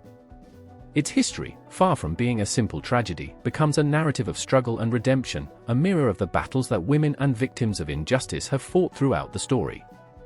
Medusa, the damned Gorgon, is reborn as a powerful figure, capable of looking at the world without fear and claiming his place in history. Medusa embodies one of the most complex and fascinating dualities of Greek mythology. It is, at the same time, a feared monster and a deeply injured victim. This paradox, far from being a contradiction, is an essential key to understanding its history and place in mythical narrative, as well as the human emotions that it awakens. How can anyone be the cause of so much terror and, at the same time, a symbol of the most unfair suffering? In Medusa, these two faces of their nature are intertwined, inseparable, revealing the fragility of simplistic judgments and the depth of human dilemmas. As a monster, Medusa is the archetype of horror. The traditional description of its appearance, anchor surrounded by living snakes, penetrating eyes that turn mortals into stone with a single glance, has served as one of the most iconic images of Greek mythology. From the perspective of those who faced her, Medusa represented an absolute danger, an unstoppable threat that required the intervention of a hero as Perseus. His death was a victory held, his head a trophy worthy of the gods, and his figure, in life, was seen as the incarnation of chaos, anger, and death. However, behind this terror, a more heartbreaking truth is hidden. Before becoming the feared creature that everyone knows, Medusa was a deadly young woman, a devout priestess from Athena, condemned not for her own acts, but for being a victim of a god. The rape of Poseidon in the temple of Athena and the subsequent punishment of the goddess not only transformed her body, but also stripped her of her humanity. He ceased to be a person to become a symbol, a living reminder of divine power and the consequences of crossing his limits. This transition from woman to a monster was not a jellyfish choice, but an imposition. His monstrosity is not intrinsic, but a punishment, a curse that reflects the cruelty and indifference of the gods towards mortals. It is here that the facet of Medusa as a victim becomes more evident.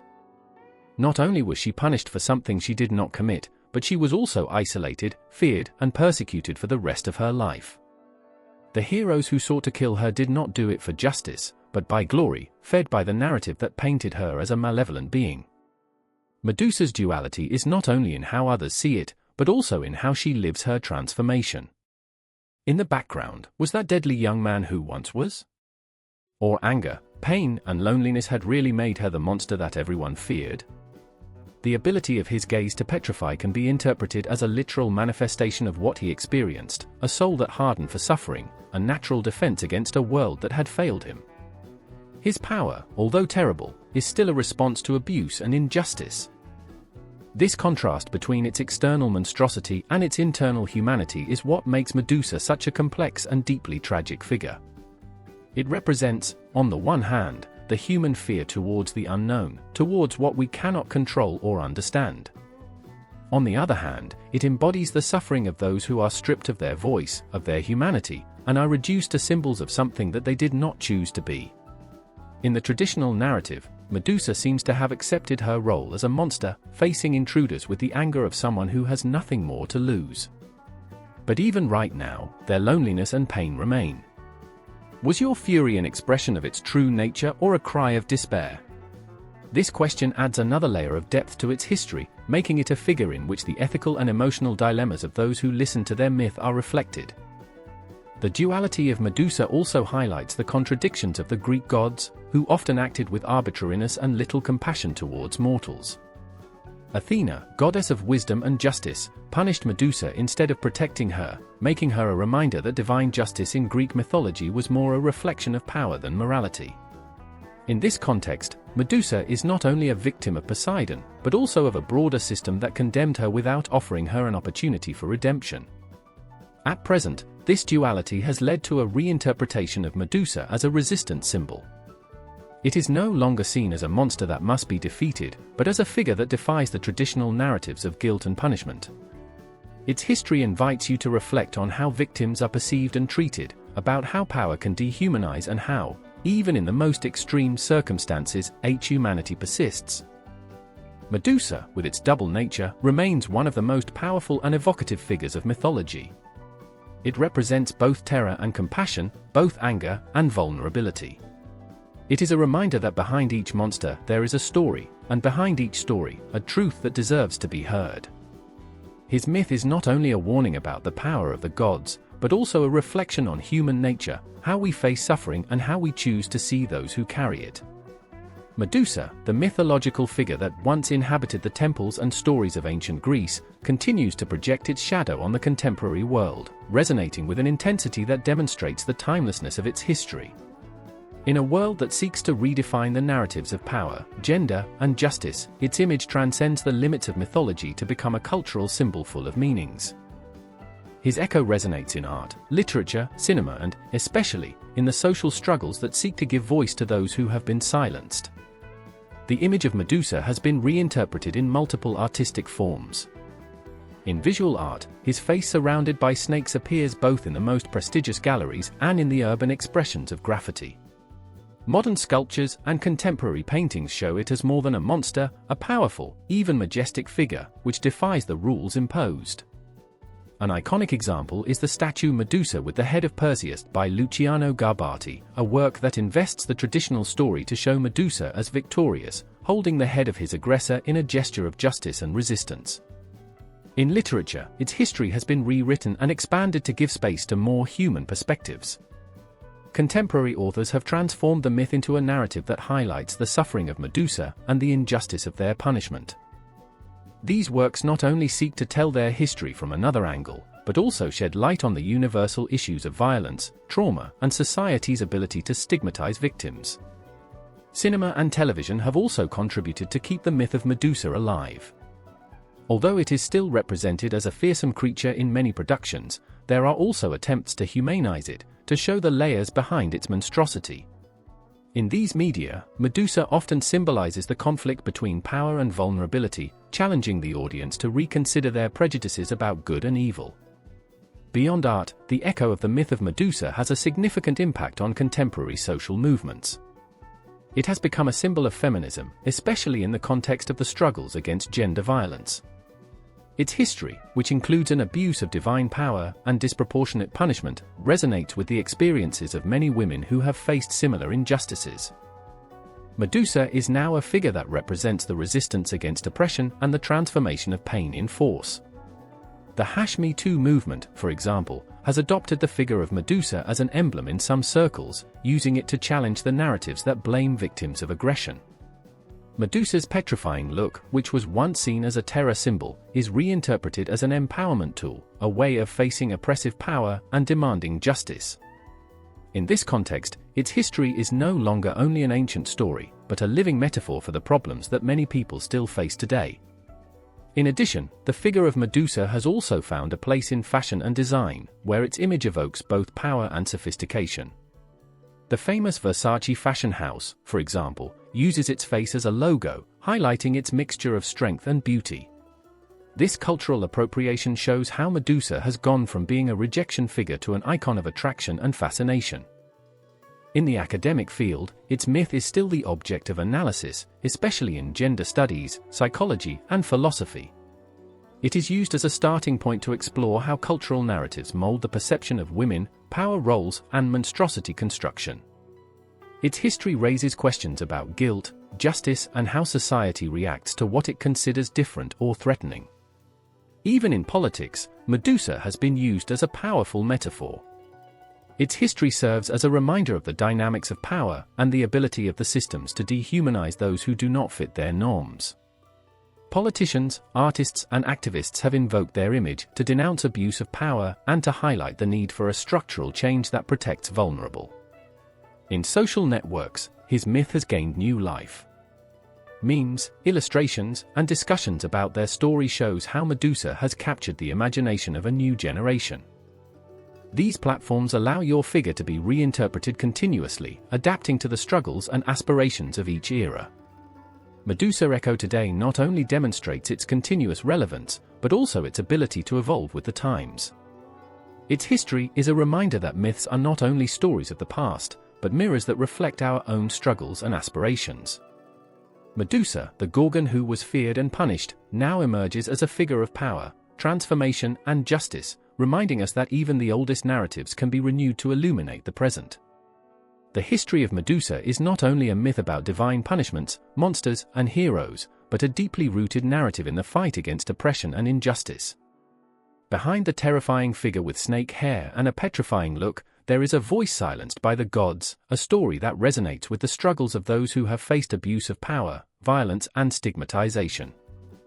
In its essence, the myth of Medusa can be read as a resistance story, a transformation of pain and injustice in a force that, although feared, is also immensely powerful. From the moment Poseidon attacks her in the temple of Athena, Medusa is trapped in a system that strips her of her humanity. The goddess, instead of protecting her, punishes her for the desecration of the temple, making her a creature that inspires terror.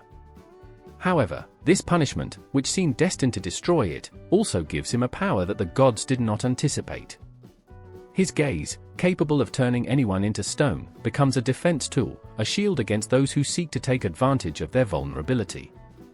Although her life is filled with loneliness and isolation, Medusa refuses to be completely defeated by those who condemned her. The exile of Medusa on the island of Sarpedon symbolizes not only its departure from the human world, but also a process of internal transformation. In his solitude, he learns to live with his new nature and use his power to protect himself. Each intruder who tries to kill her and ends petrified is not only a victim of her gaze, but also a testimony of her resistance. Medusa does not seek confrontation, but it doesn't submit either. Its very existence is an act of challenge, a statement that, although the gods made it a monster, she will not easily disappear. Medusa's struggle can also be understood as a reflection of the dynamics of power and gender that still persist in many societies. She was punished for a crime she did not commit, transformed into a creature feared by others, and finally murdered by a hero sought. Its history resonates with the experiences of those who have been blamed for the actions of others, of those who have been stripped of their voice and reduced to mere symbols by those in positions of power. In this sense, Medusa is not only an individual resistance figure, but also a reminder of the structures that perpetuate oppression. But Medusa's narrative does not end his death. Its legacy continues, not as a defeated figure, but as a symbol of force. His head, used by Athena as a weapon, carries with him the power to petrify even after his decapitation. Although this can be interpreted as a final exploitation act, it can also be seen as a metaphor for how resistance can even transcend even the most extreme circumstances. The power of Medusa, born of pain and injustice, becomes something that gods and mortals cannot ignore.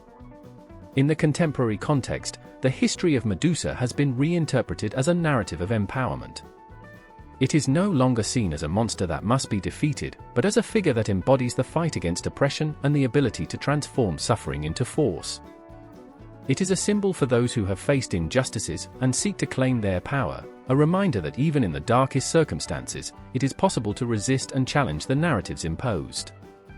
Medusa also invites us to question our own perceptions about good and evil, the monster and the hero. How fair is a system that punishes victims? How do we transform those who have been hurt into feared or rejected figures? These questions, implicit in their myth, force us to reflect on how we treat those who have been marked by suffering and how we perpetuate the dynamics of power that oppress them. Ultimately, the history of Medusa is not only a tragedy, but also a resistance celebration.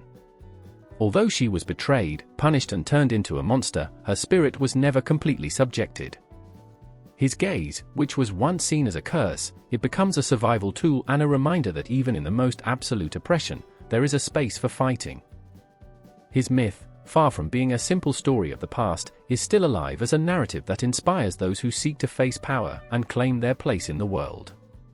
Medusa, the damned Gorgon, stands as an eternal symbol of resistance to injustice. Medusa did not die when Perseus cut her head. He did not die when the ancient Greeks finished counting their myths or when their image was recorded in shields and coins. Medusa is still alive, not only as a mythological figure, but as an eternal symbol that resonates in the heart of human stories. His immortality is not found in the stories that perpetuate his monstrosity, but in the ability of his myth to transform and find relevance in each era, especially in the modern world. Medusa is a paradox. She is a monster and victim, goddess and punishment, power and vulnerability. This complexity is what makes it eternal. It cannot be reduced to a single meaning, its history unfolds with multiple layers, allowing each generation to find something new and relevant in it. In a world that still fights with the dynamics of power, justice, and gender, its myth offers a lens through which we can look and understand our own struggles. At present, Medusa symbolizes more than terror. It represents resistance to oppression and injustice. For many, it is a figure that defies the traditional narratives that marginalize those who have been injured or violated. Its history of transformation, although painful and tragic, resonates as a reminder that even in the most bleak circumstances there is power, even in suffering there is dignity. The relevance of Medusa is also in its capacity to reflect human contradictions. We are quick to build monsters when we do not understand or fear something. In his time, Medusa was demonized, turned into a warning of what happens when the divine order is challenged.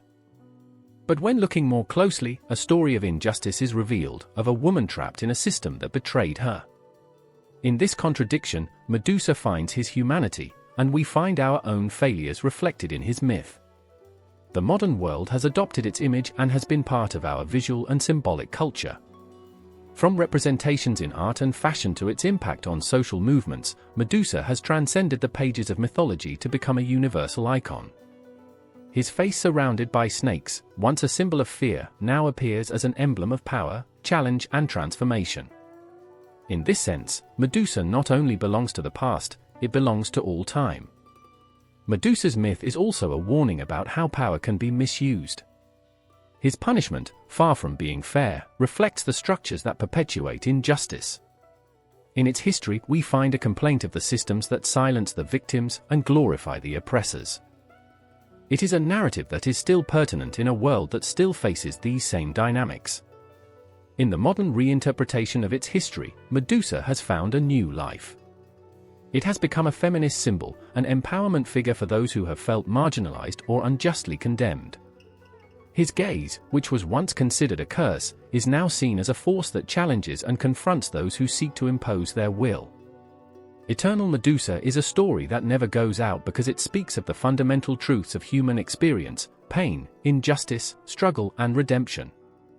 It is a reminder that myths are not only stories of the past, but living tools that we can use to understand the present and shape the future.